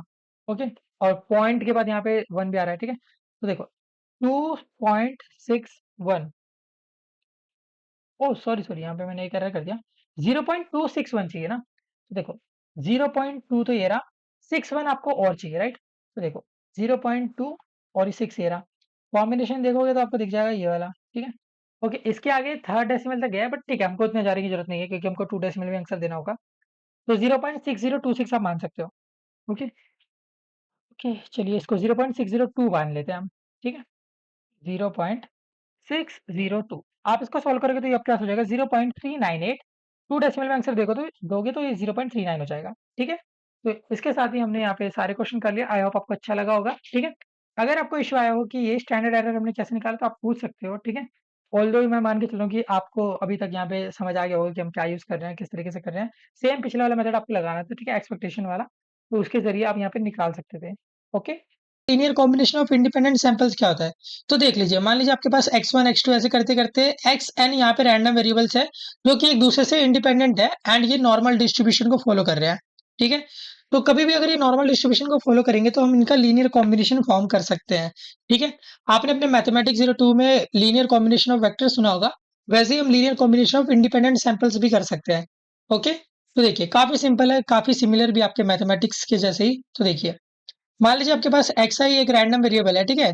तो इनमें से कोई सा भी हो सकता है, एक्स वन हो सकता है, एक्स टू हो सकता है, या कोई सा भी हो सकता है, ठीक है। तो ये एक नॉर्मल डिस्ट्रीब्यूशन को फॉलो कर रहा है जिसका जो मीन है वो हमारे पास म्यू आई है एंड जिसका जो सिग्मा स्क्वायर है, बेसिकली जो वेरिएंस है वो आपके पास सिग्मा आई स्क्वायर दिया हुआ है, ठीक है। तो आई होप आपको ये पता होगा कि ये हमारे पास मीन होता है एंड ये हमारे पास वेरिएंस होता है, ठीक है, जनरल टर्म्स में बात कर रहा हूँ। ओके, अब मान लो आप इसको y के टर्म्स में लिख रहे हो, y क्या है, y आपके पास एक function of continuous random variable है, ठीक है। तो देखिए आप इसको चाहो तो लीनियर कॉम्बिनेशन के रूप में लिख सकते हो, आप चाहो तो a1 x1 a2 x2 a3 x3 ऐसे करते करते an xn तक लिख सकते हो, ठीक है। तो ये बेसिकली आप क्या कर रहे हो, अलग अलग कॉम्बिनेशन बना रहे हो, ठीक है, जो यहाँ पे अलग अलग रैंडम वेरिएबल की जो वैल्यूज है उनको आपस में इंटरकनेक्ट कर रहे हो एंड उसके जरिए एक नया रैंडम वेरिएबल बना रहे हो जो कि आपका y है। ओके, चलिए बहुत सही। नहीं भी समझ आ रहा तो बिल्कुल भी टेंशन मत लो, अभी जस्ट सुनते जाओ, क्वेश्चन करेंगे तो ऑटोमेटिकली सारा कुछ आपके दिमाग में आता जाएगा, ठीक है। देखिए, linear combination of independent normal अभी हमने देखा। अब देखो y जो है, ये जो आपका y बनने वाला है, यानी कि जो आपका लीनियर कॉम्बिनेशन बनने वाला है ये भी एक नॉर्मल डिस्ट्रीब्यूशन ही फॉलो करेगा। ओके, तो यानी कि नॉर्मल रैंडम वेरिएबल्स एक मतलब ऐसे लगा लो कि अगर आप एक ऐसे सेट ऑफ रैंडम वेरिएबल से लीनियर कॉम्बिनेशन फॉर्म कर रहे हो जो कि नॉर्मल है, तो इनका जो ये कॉम्बिनेशन बनने वाला है, जो लीनियर कॉम्बिनेशन बनेगा यानी कि y, ये अपने आप में एक नॉर्मल कॉम्बिनेशन होगा, ठीक है। ये अपने आप में नॉर्मल डिस्ट्रीब्यूशन को फॉलो करेगा। ओके, चलिए बहुत अच्छी बात है। अब इसको आप एक सिंपल एग्जांपल से समझ सकते हो, ऐसे लगा लो कि लेट्स से अगर आपके पास यहाँ पे x1 x2 आप इनको मान लो ये आपके क्रिकेटर्स हैं, ठीक है, अलग अलग प्लेयर्स है ये आपके पास, एक विराट कोहली हो गया, रोहित शर्मा हो गया, एम एस धोनी हो गए, ऐसे अलग अलग कई सारे क्रिकेटर्स हैं, ठीक है। आपने क्या करा, कुछ क्रिकेटर्स को उठा के अपनी खुद की एक नई टीम बना दी, एक नया लीनियर कॉम्बिनेशन बना दिया, ठीक है। आपके पास बहुत सारा कुछ बहुत सारे मतलब लोग थे, बहुत बड़ा पूल ऑफ प्लेयर्स था। आपने उनमें से कुछ स्पेसिफिक सेट उठाया, उनका कॉम्बिनेशन बनाया एंड उस कॉम्बिनेशन की हेल्प से आपने टीम बना दी। ठीक है, ये जो आपकी टीम है ये आपकी वाई होगी।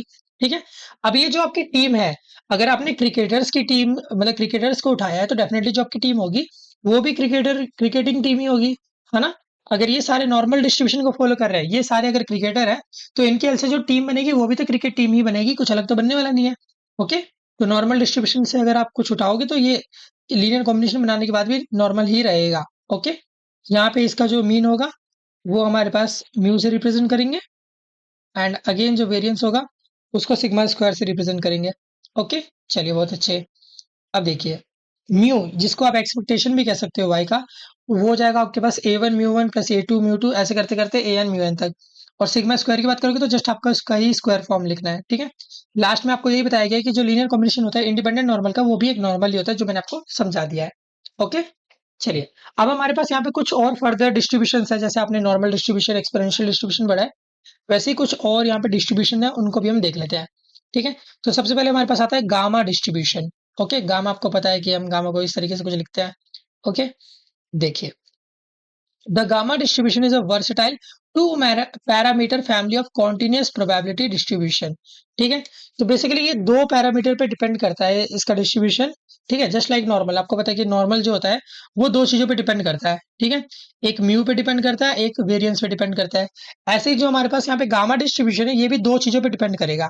ओके, अब ये जो दो चीजें होती है ये बेसिकली अल्फा एंड बीटा होते हैं। ओके, अब देखिए इनका एक बार यूज देख लेते हैं। तो देखिए it is frequently used to model various phenomena, particular those related to time. ठीक है, तो ऐसे फिनोमेना जो टाइम से रिलेटेड होते हैं उनको हम लाइक, अगर आप कहो कि उसके लिए मॉडल प्रिपेयर करो, तो उस पर्टिकुलर मॉडल के लिए हम गामा डिस्ट्रीब्यूशन का यूज करते हैं। ओके, तो देखिए ये इसका जनरल रिप्रेजेंटेशन आप देख सकते हैं कि जो एक्स है, अगर वो एक गामा डिस्ट्रीब्यूशन को फॉलो करेगा तो यहाँ पे गामा के अंदर आप क्या करोगे, अल्फा बीटा लिखोगे। ये अल्फा एंड बीटा क्या है, ये आपके पास दो पैरामीटर्स है। ओके, अब यहाँ पे इसका पीडीएफ बताया गया है कि इसका पीडीएफ कैसे दिखता है। तो इसका पीडीएफ बेसिकली प्रोबेबिलिटी जो होती है वो यहाँ पे दो चीजों पे डिपेंड करती है। पहली है एक्स की पावर में अल्फा-1, दूसरा है ई की पावर में minus beta x. Okay, and याद रखना ये हमेशा एक्स पॉजिटिव के लिए ही वैलिड होता है। कभी भी गामा फंक्शन आपके पास ऐसा नहीं होगा जहाँ पे आपका एक्स नेगेटिव होगा। Okay, even not equal to zero, आपका हमेशा ये पॉजिटिव आने वाला है। ठीक है, तो ये आपको याद रखना है, स्ट्रिक्टली पॉजिटिव होगा। ओके, तो दो चीजों पे डिपेंड कर रहा है, आपने देख लिया, एक्स की पावर में अल्फा-1 एंड ई की पावर में माइनस बीटा एक्स। ठीक है, क्या इसको याद करने की जरूरत है, नहीं, प्रैक्टिस करो ऑटोमेटिकली दिमाग में बैठ जाएगा। ठीक है, चलिए अब देखिए आपको बताया गया कि जब आपका अल्फा यहाँ पे पॉजिटिव होगा एंड बीटा भी पॉजिटिव होगा। ठीक है, बेसिकली ये वैलिड इसी केस में होता है, अगर आपका एक्स पॉजिटिव है तो डेफिनेटली अल्फा और बीटा ये भी पॉजिटिव होंगे। ठीक है, अब देखो जो आपका अल्फा होता है ये आपका शेप पैरामीटर होता है। ओके, शेप पैरामीटर का मतलब क्या हो गया, बेसिकली ये आपको यहाँ पे कर्व दिलाता है। ठीक है, अगर आप इसका ग्राफ प्लॉट करोगे तो उस ग्राफ में यहाँ पे जो सबसे इंपॉर्टेंट रोल प्ले करता है वो हमारा गामा डिस्ट्रीब्यूशन का लिए अल्फा ही करता है। ओके, बीटा की बात करें तो रेट पैरामीटर है, ये बेसिकली उसका लाइक कितना लेंथ वगैरह होने वाली है, कितना डायमेंशन होने वाला है, ये सब दिखाता है। ओके, थीटा हमारे पास एक टर्म आता है जिसको हम स्केल पैरामीटर कहते हैं। ठीक है, तो ये आपको पता होना चाहिए, हो सकता है डायरेक्ट क्वेश्चन में आपसे कह दे कि यहाँ पे मतलब स्केल पैरामीटर बताओ, तो आपको 1 में बीटा करना पड़ेगा। ठीक है, तो रेट पैरामीटर के इनवर्स को ही हम स्केल पैरामीटर कहते हैं। ओके, अब ये मीन वेरिएंस के कुछ फॉर्मूले जो आपको अच्छे से एकदम रटे हुए होने चाहिए आपके दिमाग में। ओके, तो देखिए जो आपका मीन होता है वो होता है अल्फा अपॉन बीटा, जो वेरिएंस होता है वो होता है अल्फा अपॉन में बीटा का स्क्वायर। ठीक है, अगर आप इसके लिए एमजीएफ देखोगे, ठीक है, एमजीएफ हमने प्रीवियस वीडियो में डिस्कस करा था, अगर आप गामा डिस्ट्रीब्यूशन के लिए एमजीएफ देखोगे तो ये होता है 1 माइनस लैम्डा अपॉन बीटा इस पूरे की whole power minus alpha times. ठीक है, अब देखो आपका जो बीटा होगा वो यहाँ पे लैम्डा से बड़ा होता है, ये आपको पता होना चाहिए। ठीक है, फैक्चुअल डेटा, ये कुछ भी ऐसा नहीं है कि आप इसको लाइक डिराइव कर रहे हो, कुछ नहीं, ये सब आपको पहले से पता हुआ है एंड आपको कहीं ना कहीं इसको बस अपने दिमाग में रखना है। ओके, चलिए अब देखिए यहाँ पे हमारे पास दो टर्म्स हो रहे हैं, sum of n i i d exponential beta is gamma n b. ठीक है, तो अगर आपके पास यहाँ पे एन आई आई डी दी जाए, आई आई डी का मतलब इंडिपेंडेंट एंड आइडेंटिकल डिस्ट्रीब्यूशन। ठीक है, आपके पास यहाँ पे n number of identical and independent random variables आ जाते हैं, बेसिकली x1 x2 x3 इन सबकी वैल्यू सेम है। ठीक है, तो ये सारे आपके मतलब इक्विवेलेंट माने जाएंगे। तो देखो अगर आप यहाँ पे एक्सपोनेंशियल बी के लिए जा रहे हो तो आपका जो गामा डिस्ट्रीब्यूशन होगा वो कुछ इस तरीके से दिखेगा, एन टाइम्स एन बीटा।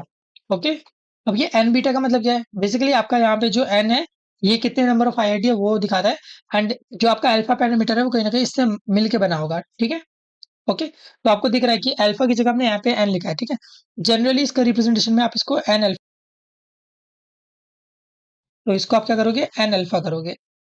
इसका मैं लिख देता हूँ कि इस पर्टिकुलर केस में एन बीटा से अच्छा आप ऐसे कर लो कि n times alpha comma beta, ये होगा, ठीक है। क्योंकि यहाँ पे इन्होंने हमको वन कॉमा बीटा वाले फॉर्मेट में दिया हुआ है, इसलिए हमने ऐसे लिखा है। ओके, अब इसका जो प्रूव होगा वो हमें देखना तो नहीं है, बट आप इसको प्रूव कर सकते हो using your MGF. Okay, square of normal, अगर आपके पास नॉर्मल डिस्ट्रीब्यूशन है, अगर आप इसका स्क्वायर करना है, ठीक है, जितने भी टर्म्स आपके पास उन सबका आप स्क्वायर करोगे तो आपका एक गामा डिस्ट्रीब्यूशन फॉर्म होता है। ये वाला फॉर्मूला भी आपको अच्छे से याद होना चाहिए। हाफ कॉमा हाफ इंटू में जो नीचे वाला है, ठीक है, देखो इसको मैं लिख देता हूँ यहाँ पे। ओके, इसको अलग से लिख देता हूँ।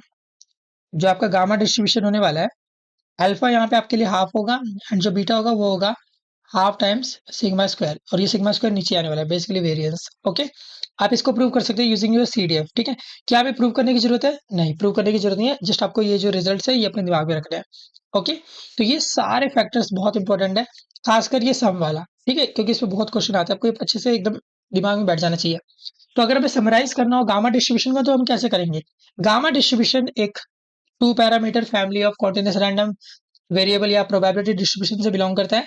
ओके, यहाँ पे जो अल्फा होता है वो आपका शेप पैरामीटर होता है, जो बीटा होता है वो रेट पैरामीटर होता है, एंड थीटा हमारे पास एक टर्म होता है जिसको हम स्केल पैरामीटर करते हैं।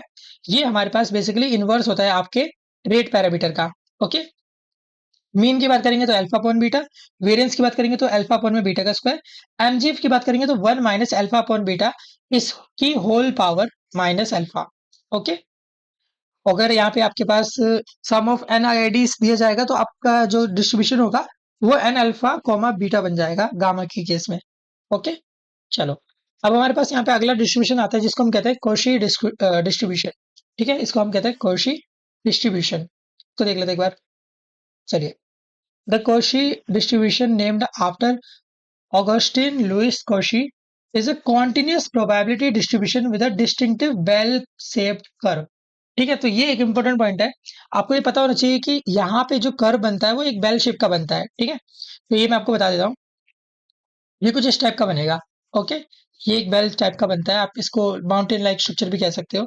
ओके, तो नॉर्मल के केस में भी काफी हद तक सिमिलर स्ट्रक्चर बनता है, तो आप कह सकते हैं कि और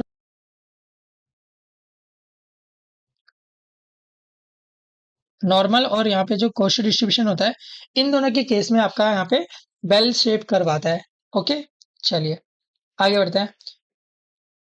Unlike the normal distribution, it has heavier tail, meaning that extreme values are more likely to occur। Okay, तो नॉर्मल से इसका थोड़ा सा अंतर ये रहता है कि यहाँ पे जो टेल होती है वो बहुत ज्यादा एक्सट्रीम होती है। ओके, तो इसका मतलब यहाँ पे जो चांस रहते हैं लाइक अकरेंस के, जो आपके एक्सट्रीम वैल्यूज होती है, जो आपके लाइक यहाँ पे ये जो वैल्यूज होती है, ओके, ये वाली जो वैल्यूज होती है, इनके होने के चांसेस कंपैरेटिवली थोड़ा ज्यादा होते हैं। ओके, चलिए बहुत अच्छे। अब ये इतना कुछ खास काम का नहीं था, जस्ट आपको ये याद रखना है कि बेल शेप का इसका कर्व होता है। ओके, तो देखिए मान लीजिए आपका जो एक्स रैंडम वेरिएबल है वो एक कॉशी डिस्ट्रीब्यूशन को फॉलो कर रहा है। अगेन ये भी दो पैरामीटर पे डिपेंड करेगा, थीटा और अल्फा स्क्वायर। अगर आप इसका पीडीएफ देखने जाओगे तो ये कुछ इस टाइप का दिखेगा, वन अपॉन में पाए अल्फा अपॉन में अल्फा का square plus x minus theta का होल स्क्वायर। ओके, तो लिख लो इसे, दो चार बार प्रैक्टिस करो, डेफिनेटली अपने आप याद हो जाएगा, रटने मत बैठना, ठीक है। ओके, कई बार मैं पीछे बोल देता हूँ कि रट लेना, तो रटना मैं कभी भी बोलूँ तो समझ जाना कि आपको प्रैक्टिस करनी होगी। आप इतनी बार क्वेश्चन प्रैक्टिस करो सो दैट ऑटोमेटिकली आपके दिमाग में बैठ जाए। रटना का ये मतलब नहीं है कि आप बैठ के इसको याद कर रहे हो। ओके, चलिए, थीटा जिसको हम लोकेशन पैरामीटर कहते हैं एंड अल्फा यहाँ पे अगेन पॉजिटिव होता है, इसको स्केल पैरामीटर कहते हैं इस पर्टिकुलर केस में, ठीक है। चलिए, मीन इसका अनडिफाइंड रहता है, वेरिएंस भी अनडिफाइंड रहता है और एमजीएफ भी अनडिफाइंड ही रहता है। ओके, तो इसके लिए तीनों ही जो पैरामीटर्स है वो अनडिफाइंड रहते हैं।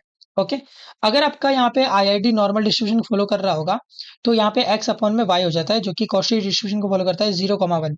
बहुत इंपॉर्टेंट है, इसको याद रखना, ठीक है। तो अगर ये नॉर्मल डिस्ट्रीब्यूशन फॉलो करेगा तो यहाँ पे आपका जो थीटा होगा वो 0 होगा एंड अल्फा स्क्वायर आपका 1 के इक्विवेलेंट होगा। ओके, कॉशी के अंदर। चलिए चलिए, अब अगला देखते हैं बीटा डिस्ट्रीब्यूशन। तो बीटा डिस्ट्रीब्यूशन क्या होता है? The beta distribution is a family of continuous probability distribution defined on the interval 0, 1।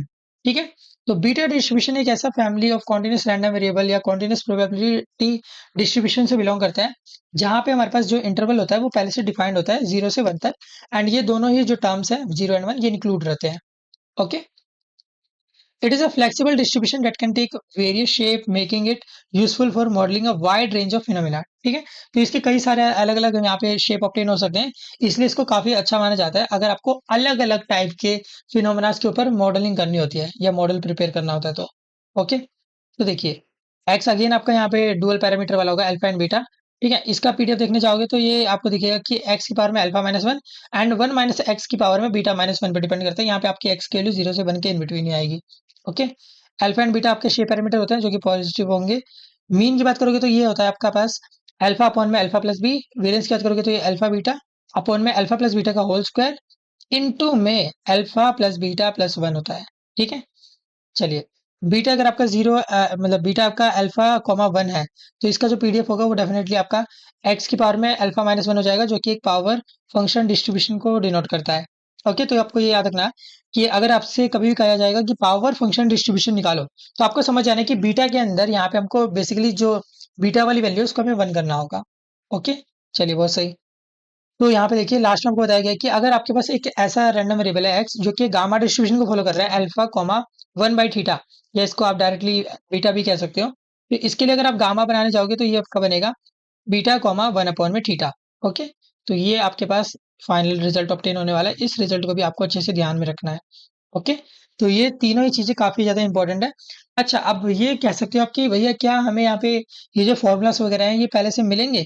तो देखो आपके एग्जाम में फर्स्ट पेज पे मोस्ट प्रोबेबली मिल जाएंगे। ठीक है, क्योंकि पिछली बार भी यहाँ पे ये फॉर्मूले लिखे हुए थे, तो आपको ये सारे फॉर्मूले मिल जाएंगे। स्टिल मैं कहूंगा कि इतनी प्रैक्टिस कर लो कि आपके दिमाग में खुद ही बैठ जाए। ओके, सो डैट अगर इन एनी केस अगर हम वर्स्ट किस सिचुएशन को भी लेके चले, तो अगर मान लो आपको नहीं भी दिया जाता, नहीं भी फॉर्मूला आपको वहाँ पे मिलते हैं, तो भी आप खुद से कर पाओ। ठीक है, बाकी तो मोस्ट प्रोबेबली आपको फॉर्मूला जितने भी हैं, सारे मिल ही जाएंगे वहाँ पे।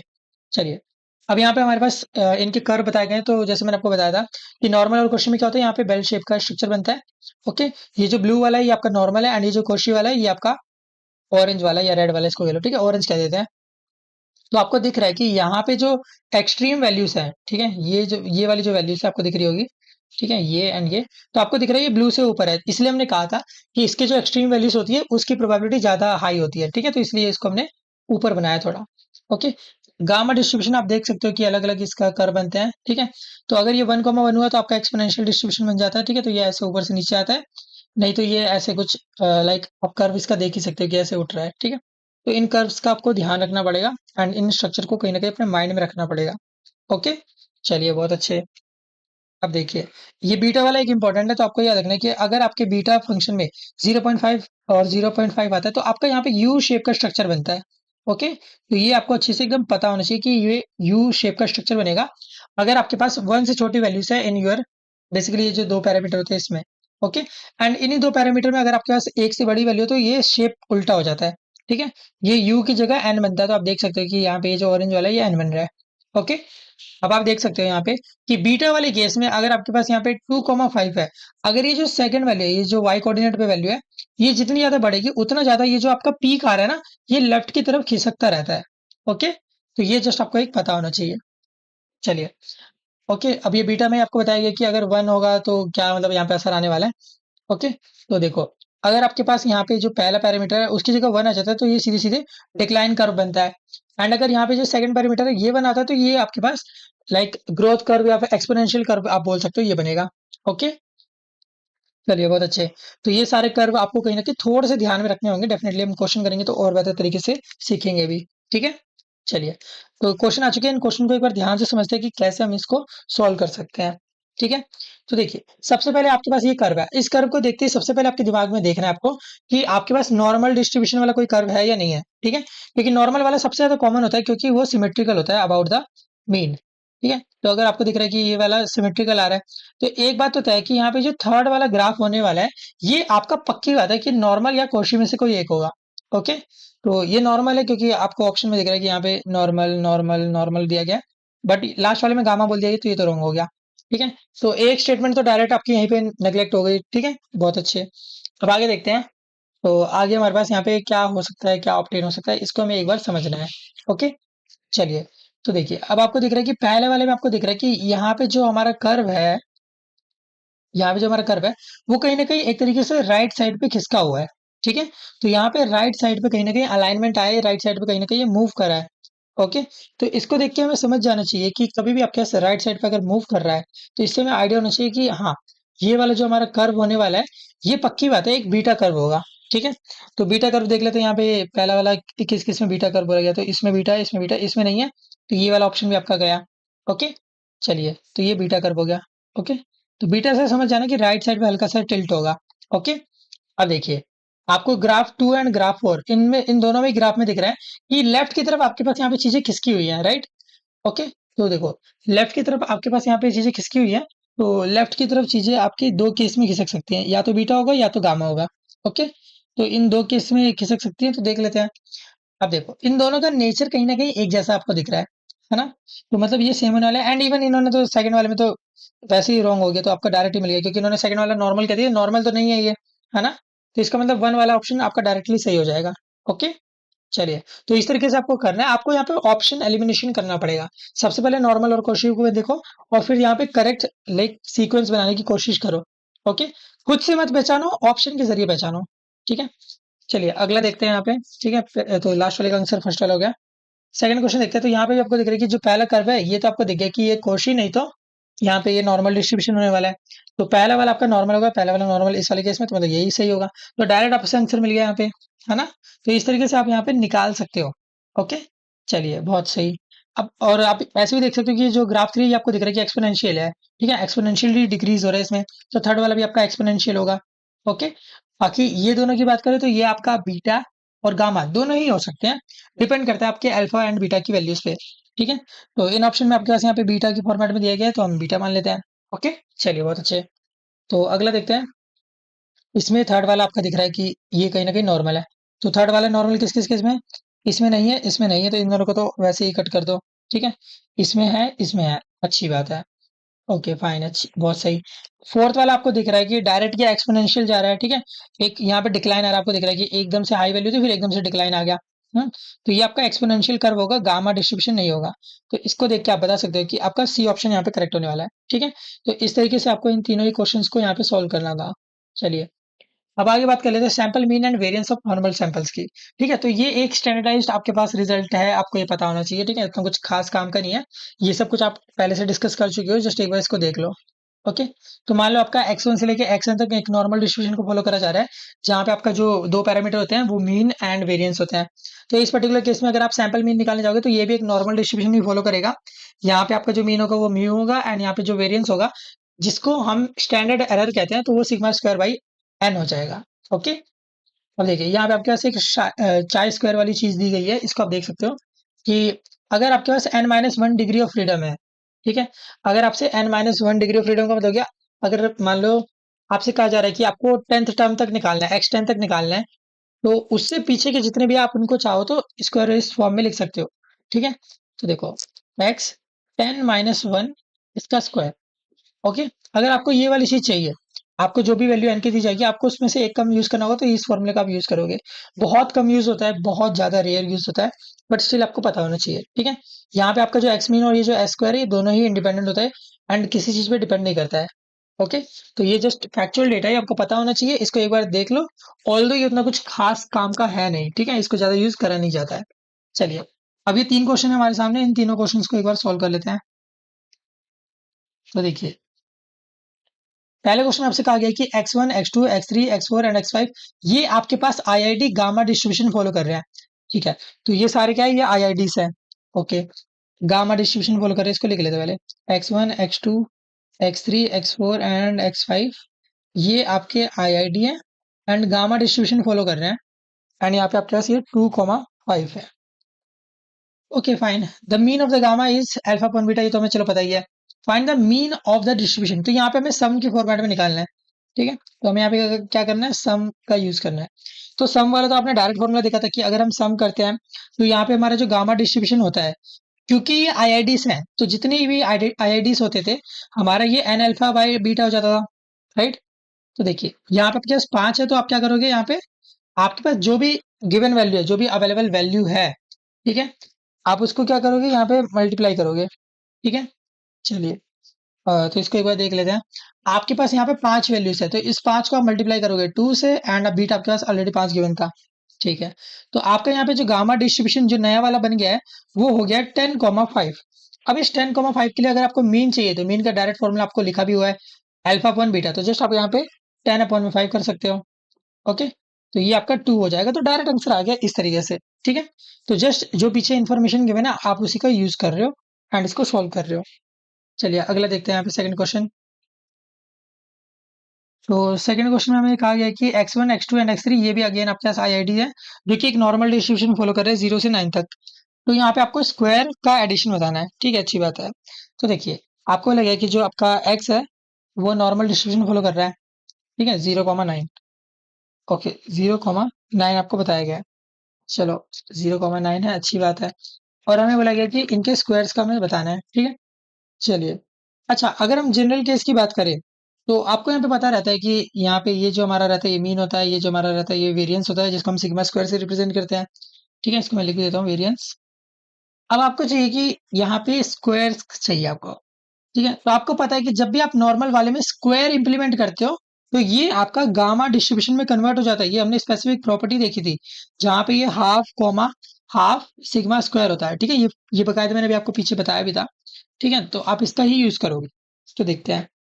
अब देखिए, गामा ये आपके पास है। ठीक है, ओके, तो ये तो स्क्वायर्स का हो गया, बट आपके पास यहाँ पे 3 है, 3 आईआईडीज भी हैं। ठीक है, 3 आईआईडीज का मतलब है आपको ये वाली प्रॉपर्टी भी यूज करनी पड़ेगी। ठीक है, स्क्वायर्स तो हो गए, बट यहाँ पे ये जो 3 आईआईडीज हैं, इनके लिए आपको सम वाली प्रॉपर्टी भी लगानी पड़ेगी। सम वाली प्रॉपर्टी का मतलब हो गया कि आपको इसको n/2 अपॉन में 1/2 सिग्मा स्क्वायर ये करना चाहिए, राइट। बहुत सही। अब देखिए, गामा डिस्ट्रीब्यूशन हमारा क्या बन जाएगा, यहाँ पे n का मतलब 3 लोग हैं यहाँ पे, तो 3/2 1/2, और सिग्मा स्क्वायर की वैल्यू 9 आपके पास गिवन थी, तो 9 लिख दिया। तो ये आपका बन चुका है गामा 3/2 1/18। बहुत सही। अब यहाँ पे मीन की बात कर लेते हैं। तो मीन का फॉर्मूला तो काफी इजी है, आपको पता है कि अल्फा अपॉन बीटा होता है। ठीक है, तो देखिए, अल्फा आपके पास यहाँ पे 3/2 है, बीटा आपके पास 1/18 है, तो ये आपके पास हो जाएगा 27 जब आप इसकी कटिंग वगैरह करोगे तो। ठीक है, तो काफी सिंपल है, काफी इजी है, आप इसको आराम से कर सकते हो। ठीक है, चलिए, बहुत सही। तो 27 इसका आंसर होने वाला है, इसको लिख देते हैं हम, 27। अब लास्ट क्वेश्चन पे आते हैं, जो कि आपका थर्ड क्वेश्चन है। इसको भी एक बार देख के लेते हैं, समझ लेते हैं। ठीक है, देखिए, x1 x2 and x3 x4, ये चार आपके पास आईआईडी है, जो कि नॉर्मल डिस्ट्रीब्यूशन फॉलो कर रहे हैं। 0,4 आपको वेरिएंस बताना है इस पर्टिकुलर केस में। ओके, तो वेरिएंस बताना है, तो आपको पता है कि फॉर्मूला तो पीछे वाला ही सेम यूज होगा। ठीक है, तो अगर पीछे वाला सेम फॉर्मूला यूज करेंगे, तो आपको पता है कि अगर हम यहाँ पे स्क्वायर और एडिशन दोनों लगा रहे हैं, ओके, 4 लोग हैं यहाँ पे, स्क्वायर और एडिशन दोनों लगा रहे हैं, तो ये गामा डिस्ट्रीब्यूशन फॉलो करेगा। n/2, n का मतलब 4 लोग हैं, तो 4/2, 1 में यहाँ पे आपका हो जाएगा basically 1/2 sigma square. Sigma square आपके पास यहाँ पे इस क्वेश्चन में गिवन है 4। ओके, ये आपके पास में होता है, ये आपका सिग्मा स्क्वायर होता है, तो ये 4 गिवन है। चलिए, तो ये आपके पास हो जाएगा गामा डिस्ट्रीब्यूशन 2,1/8। ओके, अब आपको वेरिएंस चाहिए, तो वेरिएंस का आपको डायरेक्ट फॉर्मूला पता है कि अल्फा अपॉन में बीटा स्क्वायर होता है। तो अल्फा तो 2 है, बीटा स्क्वायर यानी कि 1/8 का होल स्क्वायर। तो देखिए, 2 अपॉन में 1/64 हो गया, 2 इंटू में 64 हो गया, 128 हो गया। ठीक है, तो इस तरीके से आप इसको रिजॉल्व कर सकते हो। काफी सिंपल मेथड था, काफी इजी मेथड था, आपको ऐसे ही यहाँ पे सॉल्व करना था। ठीक है, तो इस तरीके से आप इन सारे क्वेश्चंस को कर सकते हो। आई होप आपको अच्छा लगा होगा एंड सारी चीजें अच्छे से समझ भी आई होंगी।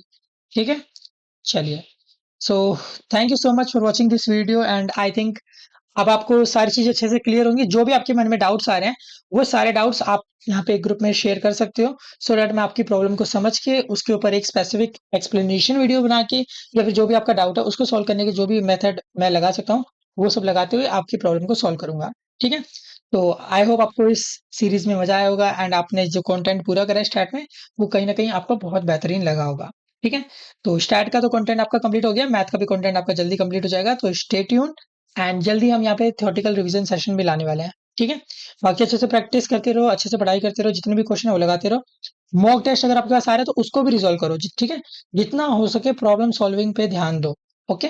बाकी मिलते हैं नेक्स्ट वीडियो में, जब तक के लिए all the best for you future. मेरा नाम है निकांश एंड आज के इस वीडियो में हम करने वाले हैं रुद्र 02 बैच स्टैट 02 का लेक्चर 10, जो कि आपका लास्ट लेक्चर होने वाला है for your Rudra 02 batch for your statistics. ठीक है। इस वीडियो के साथ ही हम वीक 08 को कंप्लीट कर लेंगे एंड इसके साथ आपका जो क्विज 2 का सिलेबस है वो भी कंप्लीट हो जाएगा। ठीक है। तो चलिए स्टार्ट करें। तो यहाँ पे हमें सबसे पहले देखना है linear combination of independent samples. ठीक है। अभी linear combination of independent samples क्या होता है, तो देख लीजिए, मान लीजिए आपके पास x1 x2 ऐसे करते करते xn यहाँ पे रैंडम वेरिएबल्स है जो कि एक दूसरे से इंडिपेंडेंट है एंड ये नॉर्मल डिस्ट्रीब्यूशन को फॉलो कर रहे हैं। ठीक है। तो कभी भी अगर ये नॉर्मल डिस्ट्रीब्यूशन को फॉलो करेंगे तो हम इनका लीनियर कॉम्बिनेशन फॉर्म कर सकते हैं। ठीक है। आपने अपने मैथमेटिक्स 02 में लीनियर कॉम्बिनेशन ऑफ वेक्टर सुना होगा, वैसे ही हम linear combination of independent samples भी कर सकते हैं। ओके। तो देखिए काफी सिंपल है, काफी सिमिलर भी आपके मैथमेटिक्स के जैसे ही। तो देखिए, मान लीजिए आपके पास एक्स आई एक रैंडम वेरिएबल है। ठीक है। तो इनमें से कोई सा भी हो सकता है, x1 हो सकता है, x2 हो सकता है, या कोई सा भी हो सकता है। ठीक है। तो ये एक नॉर्मल डिस्ट्रीब्यूशन को फॉलो कर रहा है जिसका जो मीन है वो हमारे पास म्यू आई है एंड जिसका जो सिग्मा स्क्वायर है, बेसिकली जो वेरिएंस है वो आपके पास सिग्मा आई स्क्वायर दिया हुआ है। ठीक है।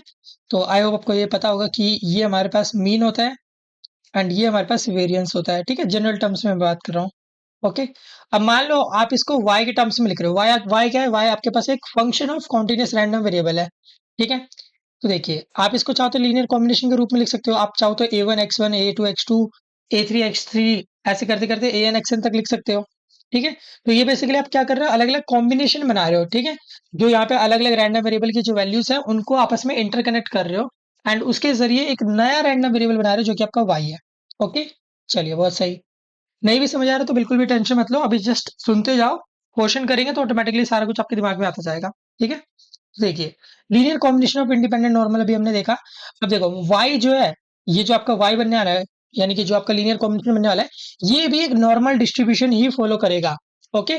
तो यानी कि नॉर्मल रैंडम वेरिएबल्स एक मतलब ऐसे लगा लो कि अगर आप एक ऐसे सेट ऑफ रैंडम वेरिएबल से लीनियर कॉम्बिनेशन फॉर्म कर रहे हो जो कि नॉर्मल है, तो इनका जो ये कॉम्बिनेशन बनने वाला है, जो लीनियर कॉम्बिनेशन बनेगा यानी कि y, ये अपने आप में एक नॉर्मल कॉम्बिनेशन होगा। ठीक है। ये अपने आप में नॉर्मल डिस्ट्रीब्यूशन को फॉलो करेगा। ओके। चलिए, बहुत अच्छी बात है। अब इसको आप एक सिंपल एग्जांपल से समझ सकते हो, ऐसे लगा लो कि लेट्स से अगर आपके पास यहाँ पे x1 x2, आप इनको मान लो ये आपके क्रिकेटर्स है। ठीक है। अलग अलग प्लेयर्स है ये आपके पास, एक विराट कोहली हो गया, रोहित शर्मा हो गया, MS धोनी हो गया, ऐसे अलग अलग कई सारे क्रिकेटर्स हैं। ठीक है। आपने क्या करा, कुछ क्रिकेटर्स को उठा के अपनी खुद की एक नई टीम बना दी, एक नया लीनियर कॉम्बिनेशन बना दिया। ठीक है। आपके पास बहुत सारे मतलब लोग थे, बहुत बड़ा पूल ऑफ प्लेयर्स था। आपने उनमें से कुछ स्पेसिफिक सेट उठाया, उनका कॉम्बिनेशन बनाया एंड उस कॉम्बिनेशन की हेल्प से आपने टीम बना दी। ठीक है। ये जो आपकी टीम है ये आपकी वाई होगी। ठीक है। अब ये जो आपकी टीम है, अगर आपने क्रिकेटर्स की टीम मतलब क्रिकेटर्स को उठाया है तो डेफिनेटली जो आपकी टीम होगी वो भी क्रिकेटिंग टीम ही होगी, है ना। अगर ये सारे नॉर्मल डिस्ट्रीब्यूशन को फॉलो कर रहे हैं, ये सारे अगर क्रिकेटर है, तो इनके हेल्प से जो टीम बनेगी वो भी तो क्रिकेट टीम ही बनेगी, कुछ अलग तो बनने वाला नहीं है। ओके। तो नॉर्मल डिस्ट्रीब्यूशन से अगर आप कुछ उठाओगे तो ये लीनियर कॉम्बिनेशन बनाने के बाद भी नॉर्मल ही रहेगा। ओके। यहाँ पे इसका जो मीन होगा वो हमारे पास म्यू से रिप्रेजेंट करेंगे एंड अगेन जो वेरिएंस होगा उसको सिग्मा स्क्वायर से रिप्रेजेंट करेंगे। ओके। चलिए, बहुत अच्छे। अब देखिए, म्यू जिसको आप एक्सपेक्टेशन भी कह सकते हो y का, वो हो जाएगा आपके पास a1 μ1 प्लस a2 μ2 ऐसे करते करते an μn तक। और सिग्मा स्क्वायर की बात करोगे तो जस्ट आपका उसका ही स्क्वायर फॉर्म लिखना है। ठीक है। लास्ट में आपको यही बताया गया है कि जो लीनियर कॉम्बिनेशन होता है इंडिपेंडेंट नॉर्मल का, वो भी एक नॉर्मल ही होता है, जो मैंने आपको समझा दिया है। ओके। चलिए, अब हमारे पास यहाँ पे कुछ और फर्दर डिस्ट्रीब्यूशन है, जैसे आपने नॉर्मल डिस्ट्रीब्यूशन, एक्सपोनेंशियल डिस्ट्रीब्यूशन बढ़ा है, वैसे ही कुछ और यहाँ पे डिस्ट्रीब्यूशन है, उनको भी हम देख लेते हैं। ठीक है। तो सबसे पहले हमारे पास आता है गामा डिस्ट्रीब्यूशन। ओके। गामा आपको पता है कि हम गामा को इस तरीके से कुछ लिखते हैं। ओके। देखिए, the gamma distribution is a versatile two parameter family of continuous probability distribution. ठीक है। तो बेसिकली ये दो पैरामीटर पे डिपेंड करता है इसका डिस्ट्रीब्यूशन। ठीक है। जस्ट लाइक नॉर्मल, आपको पता है कि नॉर्मल जो होता है वो दो चीजों पे डिपेंड करता है। ठीक है। एक म्यू पे डिपेंड करता है, एक वेरिएंस पे डिपेंड करता है। ऐसे ही जो हमारे पास यहाँ पे गामा डिस्ट्रीब्यूशन है ये भी दो चीजों पे डिपेंड करेगा। ओके। अब ये जो दो चीजें होती है ये बेसिकली अल्फा एंड बीटा होते हैं। ओके। अब देखिए, इनका एक बार यूज देख लेते हैं। तो देखिए, it is frequently used to model various phenomena, particular those related to time। ठीक है। तो ऐसे फिनोमेना जो टाइम से रिलेटेड होते हैं उनको हम अगर आप कहो कि उसके लिए मॉडल प्रिपेयर करो तो उस पर्टिकुलर मॉडल के लिए हम गामा डिस्ट्रीब्यूशन का यूज करते हैं। ओके, तो देखिए ये इसका जनरल रिप्रेजेंटेशन आप देख सकते हैं कि जो एक्स है अगर वो एक गामा डिस्ट्रीब्यूशन को फॉलो करेगा तो यहाँ पे गामा के अंदर आप क्या करोगे, अल्फा बीटा लिखोगे। ये अल्फा एंड बीटा क्या है, ये आपके पास दो पैरामीटर्स है। ओके, अब यहाँ पे इसका पीडीएफ बताया गया है कि इसका पीडीएफ कैसे दिखता है। तो इसका पीडीएफ बेसिकली प्रोबेबिलिटी जो होती है वो यहाँ पे दो चीजों पे डिपेंड करती है। पहली है एक्स की पावर में अल्फा माइनस वन, दूसरा है ई की पावर में minus beta x. Okay, and याद रखना ये हमेशा एक्स पॉजिटिव के लिए ही वैलिड होता है। कभी भी गामा फंक्शन आपके पास ऐसा नहीं होगा जहाँ पे आपका एक्स नेगेटिव होगा। Okay, even not equal to zero, आपका हमेशा ये पॉजिटिव आने वाला है। ठीक है, तो ये आपको याद रखना है, स्ट्रिक्टली पॉजिटिव होगा। ओके, तो दो चीजों पे डिपेंड कर रहा है, आपने देख लिया, एक्स की पावर में अल्फा माइनस वन एंड ई की पावर में माइनस बीटा एक्स। ठीक है, क्या इसको याद करने की जरूरत है? नहीं, प्रैक्टिस करो ऑटोमेटिकली दिमाग में बैठ जाएगा। ठीक है, चलिए अब देखिए आपको बताया गया कि जब आपका अल्फा यहाँ पे पॉजिटिव होगा एंड बीटा भी पॉजिटिव होगा। ठीक है, बेसिकली ये वैलिड इसी केस में होता है, अगर आपका एक्स पॉजिटिव है तो डेफिनेटली अल्फा और बीटा ये भी पॉजिटिव होंगे। ठीक है, अब देखो जो आपका अल्फा होता है ये आपका शेप पैरामीटर होता है। ओके, शेप पैरामीटर का मतलब क्या हो गया, बेसिकली ये आपको यहाँ पे कर्व दिलाता है। ठीक है, अगर आप इसका ग्राफ प्लॉट करोगे तो उस ग्राफ में यहाँ पे जो सबसे इंपॉर्टेंट रोल प्ले करता है वो हमारा गामा डिस्ट्रीब्यूशन का लिए अल्फा ही करता है। ओके, बीटा की बात करें तो रेट पैरामीटर है, ये बेसिकली उसका कितना लेंथ वगैरह होने वाली है, कितना डायमेंशन होने वाला है, ये सब दिखाता है। ओके, थीटा हमारे पास एक टर्म आता है जिसको हम स्केल पैरामीटर कहते हैं। ठीक है, तो ये आपको पता होना चाहिए। हो सकता है डायरेक्ट क्वेश्चन में आपसे कह दे कि यहाँ पे मतलब स्केल पैरामीटर बताओ, तो आपको वन अपॉन में बीटा करना पड़ेगा। ठीक है, तो रेट पैरामीटर के इनवर्स को ही हम स्केल पैरामीटर कहते हैं। ओके, अब ये मीन वेरिएंस के कुछ फॉर्मूले जो आपको अच्छे से एकदम रटे हुए होने चाहिए आपके दिमाग में। ओके, तो देखिए जो आपका मीन होता है वो होता है अल्फा अपॉन बीटा, जो वेरिएंस होता है वो होता है अल्फा अपॉन में बीटा का स्क्वायर। ठीक है, अगर आप इसके लिए एमजीएफ देखोगे, ठीक है, एमजीएफ हमने प्रीवियस वीडियो में डिस्कस करा था। अगर आप गामा डिस्ट्रीब्यूशन के लिए एमजीएफ देखोगे तो ये होता है one minus lambda upon beta इस पूरे की whole power minus alpha times. ठीक है, अब देखो आपका जो बीटा होगा वो यहाँ पे लैम्डा से बड़ा होता है, ये आपको पता होना चाहिए। ठीक है, फैक्चुअल डेटा, ये कुछ भी ऐसा नहीं है कि आप इसको डिराइव कर रहे हो, कुछ नहीं, ये सब आपको पहले से पता हुआ है एंड आपको कहीं ना कहीं इसको बस अपने दिमाग में रखना है। ओके, चलिए अब देखिए यहाँ पे हमारे पास दो टर्म्स हो रहे हैं, sum of n i i d exponential beta is gamma n b. ठीक है, तो अगर आपके पास यहाँ पे एन आई आई डी दी जाए, आई आई डी का मतलब इंडिपेंडेंट एंड आइडेंटिकल डिस्ट्रीब्यूशन। ठीक है, आपके पास यहाँ पे n number of identical and independent random variables आ जाते हैं, basically x one x two x three, इन सबकी वैल्यू सेम है। ठीक है, तो ये सारे आपके मतलब इक्विवेलेंट माने जाएंगे। तो देखो अगर आप यहाँ पे एक्सपोनेंशियल बी के लिए जा रहे हो तो आपका जो गामा डिस्ट्रीब्यूशन होगा वो कुछ इस तरीके से दिखेगा, n times n beta. Okay, अब ये एन बीटा का मतलब क्या है, बेसिकली आपका यहाँ पे जो एन है ये कितने नंबर ऑफ आईआईडी है वो दिखाता है, एंड जो आपका अल्फा पैरामीटर है वो कहीं ना कहीं इससे मिल के बना होगा। ठीक है, ओके, तो आपको दिख रहा है कि अल्फा की जगह हमने यहाँ पे एन लिखा है। ठीक है, जनरली इसका रिप्रेजेंटेशन में आप इसको एन अल्फा, तो इसको आप क्या करोगे, एन अल्फा करोगे। इसको मैं लिख देता हूँ कि इस पर्टिकुलर केस में एन बीटा से अच्छा आप ऐसे कर लो कि n times alpha comma beta ये होगा। ठीक है, क्योंकि यहाँ पे इन्होंने हमको वन कॉमा बीटा वाले फॉर्मेट में दिया हुआ है इसलिए हमने ऐसे लिखा है। ओके, अब इसका जो प्रूफ होगा वो हमें देखना तो नहीं है, बट आप इसको प्रूव कर सकते हो using your MGF. Okay, square of normal, अगर आपके पास नॉर्मल डिस्ट्रीब्यूशन है, अगर आप इसको इसका स्क्वायर करना है, ठीक है, जितने भी टर्म्स आपके पास उन सबका आप स्क्वायर करोगे तो आपका एक गामा डिस्ट्रीब्यूशन फॉर्म होता है। ये वाला फॉर्मूला भी आपको अच्छे से याद होना चाहिए, हाफ कॉमा हाफ इंटू में जो नीचे वाला है। ठीक है, देखो इसको मैं लिख देता हूँ यहाँ पे। ओके, इसको अलग से लिख देता हूँ, जो आपका गामा डिस्ट्रीब्यूशन होने वाला है, अल्फा यहाँ पे आपके लिए हाफ होगा एंड जो बीटा होगा वो होगा हाफ टाइम्स सिग्मा स्क्वायर, और ये सिग्मा स्क्वायर नीचे आने वाला है, बेसिकली वेरिएंस। ओके, आप इसको प्रूव कर सकते हैं यूजिंग योर सीडीएफ। ठीक है, क्या हमें प्रूव करने की जरूरत है? नहीं, प्रूव करने की जरूरत नहीं है, जस्ट आपको ये जो रिजल्ट है ये अपने दिमाग में रखना है। ओके, तो ये सारे फैक्टर्स बहुत इंपॉर्टेंट है, खासकर ये सम वाला। ठीक है, क्योंकि इसमें बहुत क्वेश्चन आता है, आपको ये अच्छे से एकदम दिमाग में बैठ जाना चाहिए। तो अगर हमें समराइज करना हो गामा डिस्ट्रीब्यूशन का तो हम कैसे करेंगे, गामा डिस्ट्रीब्यूशन एक two parameter family of continuous random variable या प्रोबेबिलिटी डिस्ट्रीब्यूशन से बिलोंग करता है। ओके, यहाँ पे जो अल्फा होता है वो आपका शेप पैरामीटर होता है, जो बीटा होता है वो रेट पैरामीटर होता है, एंड थीटा हमारे पास एक टर्म होता है जिसको हम स्केल पैरामीटर करते हैं, ये हमारे पास बेसिकली इनवर्स होता है आपके रेट पैरामीटर का। ओके, मीन की बात करेंगे तो अल्फा अपॉन बीटा, वेरिएंस की बात करेंगे तो अल्फा अपॉन में बीटा का स्क्वायर, एमजीएफ की बात करेंगे तो one minus alpha upon beta इसकी whole power minus alpha. Okay, अगर यहाँ पे आपके पास sum of n i d दिया जाएगा तो आपका जो डिस्ट्रीब्यूशन होगा वो एन अल्फा कॉमा बीटा बन जाएगा गामा के केस में। ओके, चलो अब हमारे पास यहाँ पे अगला डिस्ट्रीब्यूशन आता है जिसको हम कहते हैं कॉशी डिस्ट्रीब्यूशन। ठीक है, इसको हम कहते हैं कॉशी डिस्ट्रीब्यूशन। तो देख लेते हैं एक बार। चलिए, the Cauchy distribution named after Augustin Louis Cauchy is a continuous probability distribution with a distinctive bell shaped curve. ठीक है, तो ये एक इंपॉर्टेंट पॉइंट है। आपको ये पता होना चाहिए कि यहाँ पे जो कर्व बनता है वो एक बेल शेप का बनता है। ठीक है, तो ये मैं आपको बता देता हूँ। ये कुछ इस टाइप का बनेगा। ओके, ये एक बेल टाइप का बनता है, आप इसको माउंटेन लाइक स्ट्रक्चर भी कह सकते हो।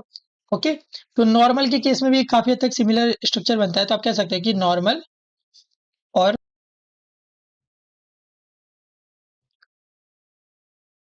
नॉर्मल और यहाँ पे जो कॉशी डिस्ट्रीब्यूशन होता है, इन दोनों के केस में आपका यहाँ पे बेल शेप कर्व आता है। ओके, चलिए आगे बढ़ते हैं।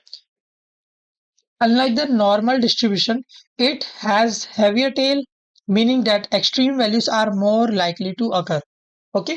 तो नॉर्मल से इसका थोड़ा सा अंतर ये रहता है कि यहाँ पे जो टेल होती है वो बहुत ज्यादा एक्सट्रीम होती है। ओके, तो इसका मतलब यहाँ पे जो चांस रहते हैं लाइक अकरेंस के, जो आपके एक्सट्रीम वैल्यूज होती है, जो आपके लाइक यहाँ पे ये जो वैल्यूज होती है, ओके, ये वाली जो वैल्यूज होती है, इनके होने के चांसेस कंपैरेटिवली थोड़ा ज्यादा होते हैं। ओके, चलिए बहुत अच्छे। अब ये इतना कुछ खास काम का नहीं था, जस्ट आपको ये याद रखना है कि बेल शेप का इसका कर्व होता है। ओके, तो देखिए मान लीजिए आपका जो एक्स रैंडम वेरिएबल है वो एक कॉशी डिस्ट्रीब्यूशन को फॉलो कर रहा है। अगेन ये भी दो पैरामीटर पे डिपेंड करेगा, थीटा और अल्फा स्क्वायर। अगर आप इसका पीडीएफ देखने जाओगे तो ये कुछ इस टाइप का दिखेगा। 1 अपॉन में पाए अल्फा अपॉन में अल्फा का square plus x minus theta का होल स्क्वायर। ओके, तो लिख लो इसे, 2-4 बार प्रैक्टिस करो, डेफिनेटली अपने आप याद हो जाएगा। रटने मत बैठना, ठीक है। ओके, कई बार मैं पीछे बोल देता हूँ कि रट लेना, तो रटना मैं कभी भी बोलूँ तो समझ जाना कि आपको प्रैक्टिस करनी होगी। आप इतनी बार क्वेश्चन प्रैक्टिस करो सो दैट ऑटोमेटिकली आपके दिमाग में बैठ जाए। रटना का ये मतलब नहीं है कि आप बैठ के इसको याद कर रहे हो। ओके, चलिए, थीटा जिसको हम लोकेशन पैरामीटर कहते हैं एंड अल्फा यहाँ पे अगेन पॉजिटिव होता है, इसको स्केल पैरामीटर कहते हैं इस पर्टिकुलर केस में। ठीक है, चलिए, मीन इसका अनडिफाइंड रहता है, वेरिएंस भी अनडिफाइंड रहता है और एमजीएफ भी अनडिफाइंड ही रहता है। ओके, तो इसके लिए तीनों ही जो पैरामीटर्स है वो अनडिफाइंड रहते हैं।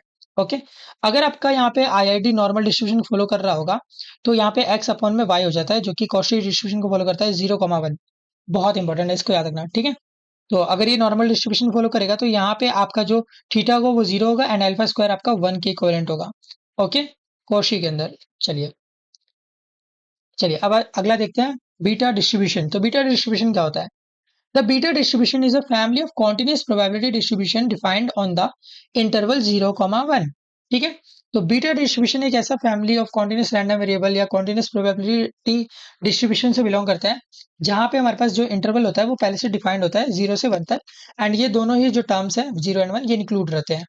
Okay, it is a flexible distribution that can take various shape, making it useful for modeling a wide range of phenomena। ठीक है, तो इसके कई सारे अलग अलग यहाँ पे शेप ऑब्टेन हो सकते हैं, इसलिए इसको काफी अच्छा माना जाता है अगर आपको अलग अलग टाइप के फिनोमेना के ऊपर मॉडलिंग करनी होती है या मॉडल प्रिपेयर करना होता है तो। ओके, तो देखिए, एक्स अगेन आपका यहाँ पे डुअल पैरामीटर वाला होगा अल्फा एंड बीटा। ठीक है, इसका पीडीएफ देखने जाओगे तो ये आपको दिखेगा कि एक्स की पावर में अल्फा -1 एंड 1 माइनस एक्स की पावर में बीटा -1 पे डिपेंड करता है। यहाँ पे आपकी एक्स की वैल्यू 0 से 1 के इन बिटवीन ही आएगी। ओके, अल्फा एंड बीटा आपके शेप पैरामीटर होते हैं जो कि पॉजिटिव होंगे। मीन की बात करोगे तो ये होता है आपका पास अल्फा अपॉन में अल्फा प्लस बी। वेरिएंस की बात करोगे तो ये अल्फा बीटा अपॉन में अल्फा प्लस बीटा का होल स्क्वायर इनटू में अल्फा प्लस बीटा प्लस 1 होता है। ठीक है, चलिए, बीटा अगर आपका 0 मतलब बीटा आपका अल्फा कॉमा 1 है तो इसका जो पीडीएफ होगा वो डेफिनेटली आपका एक्स की पावर में अल्फा -1 हो जाएगा, जो कि एक पावर फंक्शन डिस्ट्रीब्यूशन को डिनोट करता है। ओके, तो आपको ये याद रखना है कि अगर आपसे कभी भी कहा जाएगा कि पावर फंक्शन डिस्ट्रीब्यूशन निकालो तो आपको समझ आना है कि बीटा के अंदर यहाँ पे हमको बेसिकली जो बीटा वाली वैल्यू है उसको हमें 1 करना होगा। ओके, चलिए बहुत सही। तो यहाँ पे देखिए लास्ट में आपको बताया गया है कि अगर आपके पास एक ऐसा रैंडम वेरिएबल है एक्स जो कि गामा डिस्ट्रीब्यूशन को फॉलो कर रहा है अल्फा कॉमा 1/थीटा, या इसको आप डायरेक्टली बीटा भी कह सकते हो, तो इसके लिए अगर आप गामा बनाने जाओगे तो ये आपका बनेगा बीटा कॉमा 1/थीटा। ओके, तो ये आपके पास फाइनल रिजल्ट ऑब्टेन होने वाला है, इस रिजल्ट को भी आपको अच्छे से ध्यान में रखना है। ओके, तो ये तीनों ही चीजें काफी ज्यादा इंपॉर्टेंट है। अच्छा, अब ये कह सकते हो आप कि भैया क्या हमें यहाँ पे ये जो फॉर्मूलास वगैरह हैं ये पहले से मिलेंगे? तो देखो, आपके एग्जाम में फर्स्ट पेज पे मोस्ट प्रोबेबली मिल जाएंगे। ठीक है, क्योंकि पिछली बार भी यहाँ पे ये फॉर्मूले लिखे हुए थे, तो आपको ये सारे फॉर्मूले मिल जाएंगे। स्टिल मैं कहूंगा कि इतनी प्रैक्टिस कर लो कि आपके दिमाग में खुद ही बैठ जाए। ओके, सो डैट अगर इन एनी केस अगर हम वर्स्ट किस सिचुएशन को भी लेके चले, तो अगर मान लो आपको नहीं भी दिया जाता, नहीं भी फॉर्मूला आपको वहाँ पे मिलते हैं, तो भी आप खुद से कर पाओ। ठीक है, बाकी तो मोस्ट प्रोबेबली आपको फॉर्मूला जितने भी सारे मिल ही जाएंगे वहाँ पे। चलिए, अब यहाँ पे हमारे पास इनके कर्व बताए गए हैं। तो जैसे मैंने आपको बताया था कि नॉर्मल और क्वेश्चन में क्या होता है, यहाँ पे बेल शेप का स्ट्रक्चर बनता है। ओके, ये जो ब्लू वाला है ये आपका नॉर्मल है, एंड ये जो क्वेश्चन वाला है ये आपका ऑरेंज वाला या रेड वाला, इसको कह लो। ठीक है, ऑरेंज कह देते हैं। तो आपको दिख रहा है कि यहाँ पे जो एक्सट्रीम वैल्यूज है, ठीक है, ये वाली जो वैल्यूज है आपको दिख रही होगी, ठीक है, ये एंड ये, तो आपको दिख रहा है ये ब्लू से ऊपर है। इसलिए हमने कहा था कि इसके जो एक्सट्रीम वैल्यूज होती है उसकी प्रोबेबिलिटी ज्यादा हाई होती है। ठीक है, तो इसलिए इसको हमने ऊपर बनाया थोड़ा। ओके, गामा डिस्ट्रीब्यूशन आप देख सकते हो कि अलग अलग इसका कर्व बनते हैं। ठीक है, तो अगर ये 1,1 हुआ तो आपका एक्सपोनेंशियल डिस्ट्रीब्यूशन बन जाता है। ठीक है, तो ये ऐसे ऊपर से नीचे आता है, नहीं तो ये ऐसे कुछ लाइक आप कर्व इसका देख ही सकते हो कि ऐसे उठ रहा है। ठीक है, तो इन कर्व्स का आपको ध्यान रखना पड़ेगा एंड इन स्ट्रक्चर को कहीं ना कहीं अपने माइंड में रखना पड़ेगा। ओके, चलिए बहुत अच्छे। अब देखिए, ये बीटा वाला एक इंपॉर्टेंट है, तो आपको याद रखना है कि अगर आपके बीटा फंक्शन में 0.5 और 0.5 आता है तो आपका यहाँ पे यू शेप का स्ट्रक्चर बनता है। ओके, तो ये आपको अच्छे से एकदम पता होना चाहिए कि ये यू शेप का स्ट्रक्चर बनेगा अगर आपके पास 1 से छोटी वैल्यूज है इन योर, बेसिकली ये जो दो पैरामीटर होते हैं इसमें। ओके, एंड इन्हीं दो पैरामीटर में अगर आपके पास एक से बड़ी वैल्यू हो तो ये शेप उल्टा हो जाता है। ठीक है, ये यू की जगह एन बनता है। तो आप देख सकते हो कि यहाँ पे ये जो ऑरेंज वाला है ये एन बन रहा है।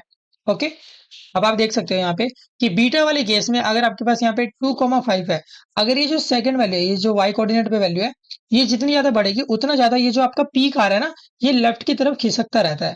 ओके, तो ये जस्ट आपको एक पता होना चाहिए। चलिए, ओके, अब ये बीटा में आपको बताया गया कि अगर 1 होगा तो क्या मतलब यहाँ पे असर आने वाला है। ओके, तो देखो, अगर आपके पास यहाँ पे जो पहला पैरामीटर है उसकी जगह 1 आ जाता है तो ये सीधे सीधे डिक्लाइन कर्व बनता है। एंड अगर यहाँ पे जो सेकंड पैरामीटर है ये 1 आता है तो ये आपके पास लाइक ग्रोथ कर्व या फिर एक्सपोनेंशियल कर्व आप बोल सकते हो, ये बनेगा। ओके, चलिए बहुत अच्छे। तो ये सारे कर्व आपको कहीं ना कहीं थोड़े से ध्यान में रखने होंगे। डेफिनेटली हम क्वेश्चन करेंगे तो और बेहतर तरीके से सीखेंगे भी। ठीक है, चलिए, तो क्वेश्चन आ चुके हैं। इन क्वेश्चन को एक बार ध्यान से समझते हैं कि कैसे हम इसको सॉल्व कर सकते हैं। ठीक है, तो देखिए, सबसे पहले आपके पास ये कर्व है। इस कर्व को देखते ही सबसे पहले आपके दिमाग में देखना है आपको कि आपके पास नॉर्मल डिस्ट्रीब्यूशन वाला कोई कर्व है या नहीं है। ठीक है, क्योंकि नॉर्मल वाला सबसे ज्यादा कॉमन होता है क्योंकि वो सिमेट्रिकल होता है अबाउट द मीन। ठीक है, तो अगर आपको दिख रहा है कि ये वाला सिमेट्रिकल आ रहा है, तो एक बात तो तय है कि यहाँ पे जो थर्ड वाला ग्राफ होने वाला है ये आपका पक्की बात है कि नॉर्मल या कोशी में से कोई एक होगा। ओके, तो ये नॉर्मल है क्योंकि आपको ऑप्शन में दिख रहा है कि यहाँ पे नॉर्मल नॉर्मल नॉर्मल दिया गया, बट लास्ट वाले में गामा बोल दिया गया तो ये तो रॉन्ग हो गया। ठीक है, तो एक स्टेटमेंट तो डायरेक्ट आपकी यहीं पे नेग्लेक्ट हो गई। ठीक है, बहुत अच्छे। अब आगे देखते हैं। तो आगे हमारे पास यहाँ पे क्या हो सकता है, क्या ऑप्टेन हो सकता है, इसको हमें एक बार समझना है। ओके, चलिए, तो देखिए, अब आपको दिख रहा है कि पहले वाले में आपको दिख रहा है कि यहाँ पे जो हमारा कर्व है, यहाँ पे जो हमारा कर्व है वो कहीं ना कहीं एक तरीके से राइट साइड पे खिसका हुआ है। ठीक है, तो यहाँ पे राइट साइड पे कहीं ना कहीं अलाइनमेंट आया है, राइट साइड पे कहीं ना कहीं ये मूव कर रहा है। ओके, तो इसको देख के हमें समझ जाना चाहिए कि कभी भी आपके पास राइट साइड पे अगर मूव कर रहा है तो इससे हमें आइडिया होना चाहिए कि हाँ, ये वाला जो हमारा कर्व होने वाला है ये पक्की बात है एक बीटा कर्व होगा। ठीक है, तो बीटा कर्व देख लेते हैं। यहाँ पे पहला वाला किस किस में बीटा कर्व बोला गया, तो इसमें बीटा है, इसमें बीटा, इसमें नहीं है, तो ये वाला ऑप्शन भी आपका गया। ओके, चलिए, तो ये बीटा कर्व हो गया। ओके, तो बीटा से समझ जाना कि राइट साइड पे हल्का सा टिल्ट होगा। ओके, अब देखिए, आपको ग्राफ 2 एंड ग्राफ 4 इनमें इन दोनों में ग्राफ में दिख रहा है कि लेफ्ट की तरफ आपके पास यहाँ पे चीजें खिसकी हुई हैं, राइट। ओके, तो देखो, लेफ्ट की तरफ आपके पास यहाँ पे चीजें खिसकी हुई है, तो लेफ्ट की तरफ चीजें आपकी दो केस में खिसक सकती हैं, या तो बीटा होगा या तो गामा होगा। ओके, तो इन दो केस में खिसक सकती है, तो देख लेते हैं। अब देखो, इन दोनों का नेचर कहीं ना कहीं एक जैसा आपको दिख रहा है ना। तो मतलब ये सेम होने वाला है। एंड इवन इन्होंने तो सेकंड वाले में तो वैसे ही रॉन्ग हो गया, तो आपका डायरेक्ट ही मिल गया क्योंकि इन्होंने सेकंड वाला नॉर्मल कह दिया, नॉर्मल तो नहीं है ये, है ना। तो इसका मतलब 1 वाला ऑप्शन आपका डायरेक्टली सही हो जाएगा। ओके, चलिए, तो इस तरीके से आपको करना है। आपको यहाँ पे ऑप्शन एलिमिनेशन करना पड़ेगा। सबसे पहले नॉर्मल और कोशिश को देखो और फिर यहाँ पे करेक्ट लाइक सीक्वेंस बनाने की कोशिश करो। ओके, खुद से मत पहचानो, ऑप्शन के जरिए पहचानो। ठीक है, चलिए अगला देखते हैं यहाँ पे। ठीक है, तो लास्ट वाले का आंसर फर्स्ट वाला हो गया। सेकंड क्वेश्चन देखते हैं। तो यहाँ पे भी आपको दिख रहा है कि जो पहला कर्व है ये तो आपको दिख गया कि ये कोशी नहीं, तो यहाँ पे ये नॉर्मल डिस्ट्रीब्यूशन होने वाला है। तो पहला वाला आपका नॉर्मल होगा, पहला वाला नॉर्मल इस वाले केस में, तो मतलब यही सही होगा। तो डायरेक्ट आपसे आंसर मिल गया यहाँ पे, है ना। तो इस तरीके से आप यहाँ पे निकाल सकते हो। ओके, चलिए बहुत सही। अब और आप ऐसे भी देख सकते हो कि जो ग्राफ 3 आपको दिख रहा है कि एक्सपोनेंशियल है। ठीक है, एक्सपोनेंशियली डिक्रीज हो रहा है इसमें, तो थर्ड वाला भी आपका एक्सपोनेंशियल होगा। ओके, बाकी ये दोनों की बात करें तो ये आपका बीटा और गामा दोनों ही हो सकते हैं, डिपेंड करता है आपके अल्फा एंड बीटा की वैल्यूज पे। ठीक है, तो इन ऑप्शन में आपके पास यहाँ पे बीटा की फॉर्मेट में दिया गया है, तो हम बीटा मान लेते हैं। ओके, चलिए बहुत अच्छे। तो अगला देखते हैं। इसमें थर्ड वाला आपका दिख रहा है कि ये कहीं ना कहीं नॉर्मल है। तो थर्ड वाला नॉर्मल किस किस केस में है? इसमें नहीं है, इसमें नहीं है, तो इन दोनों को तो वैसे ही कट कर दो। ठीक है, इसमें है, इसमें है, अच्छी बात है। ओके फाइन, अच्छी, बहुत सही। फोर्थ वाला आपको दिख रहा है कि डायरेक्ट या एक्सपोनेंशियल जा रहा है। ठीक है, एक यहाँ पे डिक्लाइन आ रहा है, आपको दिख रहा है कि एकदम से हाई वैल्यू थी, फिर एकदम से डिक्लाइन आ गया। तो ये आपका एक्सपोनेंशियल कर्व होगा, गामा डिस्ट्रीब्यूशन नहीं होगा। तो इसको देख के आप बता सकते हो कि आपका सी ऑप्शन यहाँ पे करेक्ट होने वाला है। ठीक है, तो इस तरीके से आपको इन तीनों ही क्वेश्चंस को यहाँ पे सॉल्व करना था। चलिए, अब आगे बात कर लेते हैं sample mean and variance of normal samples की। ठीक है, तो ये एक स्टैंडर्डाइज्ड आपके पास रिजल्ट है, आपको ये पता होना चाहिए। ठीक है, इतना कुछ खास काम का नहीं है, ये सब कुछ आप पहले से डिस्कस कर चुके हो, जस्ट एक बार इसको देख लो। ओके, तो मान लो आपका x1 से लेके xn तक एक नॉर्मल डिस्ट्रीब्यूशन को फॉलो करा जा रहा है, जहाँ पे आपका जो दो पैरामीटर होते हैं वो मीन एंड वेरिएंस होते हैं। तो इस पर्टिकुलर केस में अगर आप सैंपल मीन निकालने जाओगे तो ये भी एक नॉर्मल डिस्ट्रीब्यूशन ही फॉलो करेगा। यहाँ पे आपका जो मीन होगा वो म्यू होगा, एंड यहाँ पे जो वेरिएंस होगा, जिसको हम स्टैंडर्ड एरर कहते हैं, तो वो सिग्मा स्क्वायर बाई एन हो जाएगा। ओके, अब देखिए यहाँ पे आपके पास एक चाय स्क्वायर वाली चीज दी गई है, इसको आप देख सकते हो कि अगर आपके पास n-1 डिग्री ऑफ फ्रीडम है। ठीक है, अगर आपसे n-1 डिग्री ऑफ फ्रीडम का मतलब क्या, अगर मान लो आपसे कहा जा रहा है कि आपको 10th टर्म तक निकालना है, x10 तक निकालना है, तो उससे पीछे के जितने भी आप उनको चाहो तो स्क्वायर इस फॉर्म में लिख सकते हो। ठीक है, तो देखो x10-1 इसका स्क्वायर। ओके, अगर आपको ये वाली चीज चाहिए, आपको जो भी वैल्यू एन की दी जाएगी, आपको उसमें से एक कम यूज करना होगा, तो इस फॉर्मूले का आप यूज करोगे। बहुत कम यूज होता है, बहुत ज्यादा रेयर यूज होता है, बट स्टिल आपको पता होना चाहिए। ठीक है, यहाँ पे आपका जो एक्स मीन और ये जो एस स्क्वायर है, ये दोनों ही इंडिपेंडेंट होता है एंड किसी चीज पे डिपेंड नहीं करता है। ओके, तो ये जस्ट फैक्चुअल डेटा है, आपको पता होना चाहिए, इसको एक बार देख लो। ऑल्दो ये उतना कुछ खास काम का है नहीं, ठीक है, इसको ज्यादा यूज करा नहीं जाता है। चलिए, अब ये तीन क्वेश्चन है हमारे सामने, इन तीनों क्वेश्चन को एक बार सॉल्व कर लेते हैं। तो देखिए, पहले क्वेश्चन आपसे कहा गया है कि x1, x2, x3, x4 and x5 ये आपके पास आईआईडी गामा डिस्ट्रीब्यूशन फॉलो कर रहे हैं। ठीक है, तो ये सारे क्या है, ये आईआईडीज है।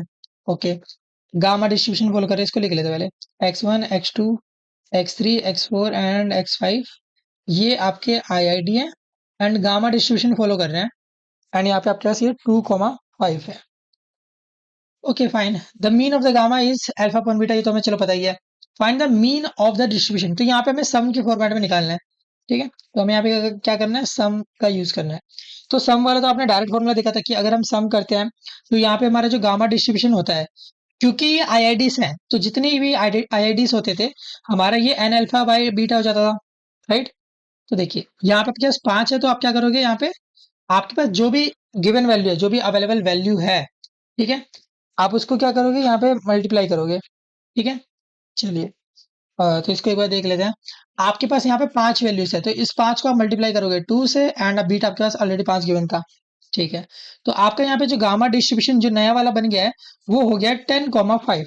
अब इस 10,5 के लिए अगर आपको मीन चाहिए, तो मीन का डायरेक्ट फॉर्मूला आपको लिखा भी हुआ है, अल्फा अपॉन बीटा, तो जस्ट आप यहाँ पे 10/5 कर सकते हो। ओके, तो ये आपका 2 हो जाएगा, तो डायरेक्ट आंसर आ गया इस तरीके से। ठीक है, तो जस्ट जो पीछे इन्फॉर्मेशन गिवन है, आप उसी का यूज कर रहे हो एंड इसको सॉल्व कर रहे हो। चलिए अगला देखते हैं, यहाँ पे सेकंड क्वेश्चन। तो सेकंड क्वेश्चन में हमें कहा गया है कि x1, x2 एंड x3 ये भी अगेन आपके पास आईआईडी है, जो कि एक नॉर्मल डिस्ट्रीब्यूशन फॉलो कर रहे हैं 0 से 9 तक।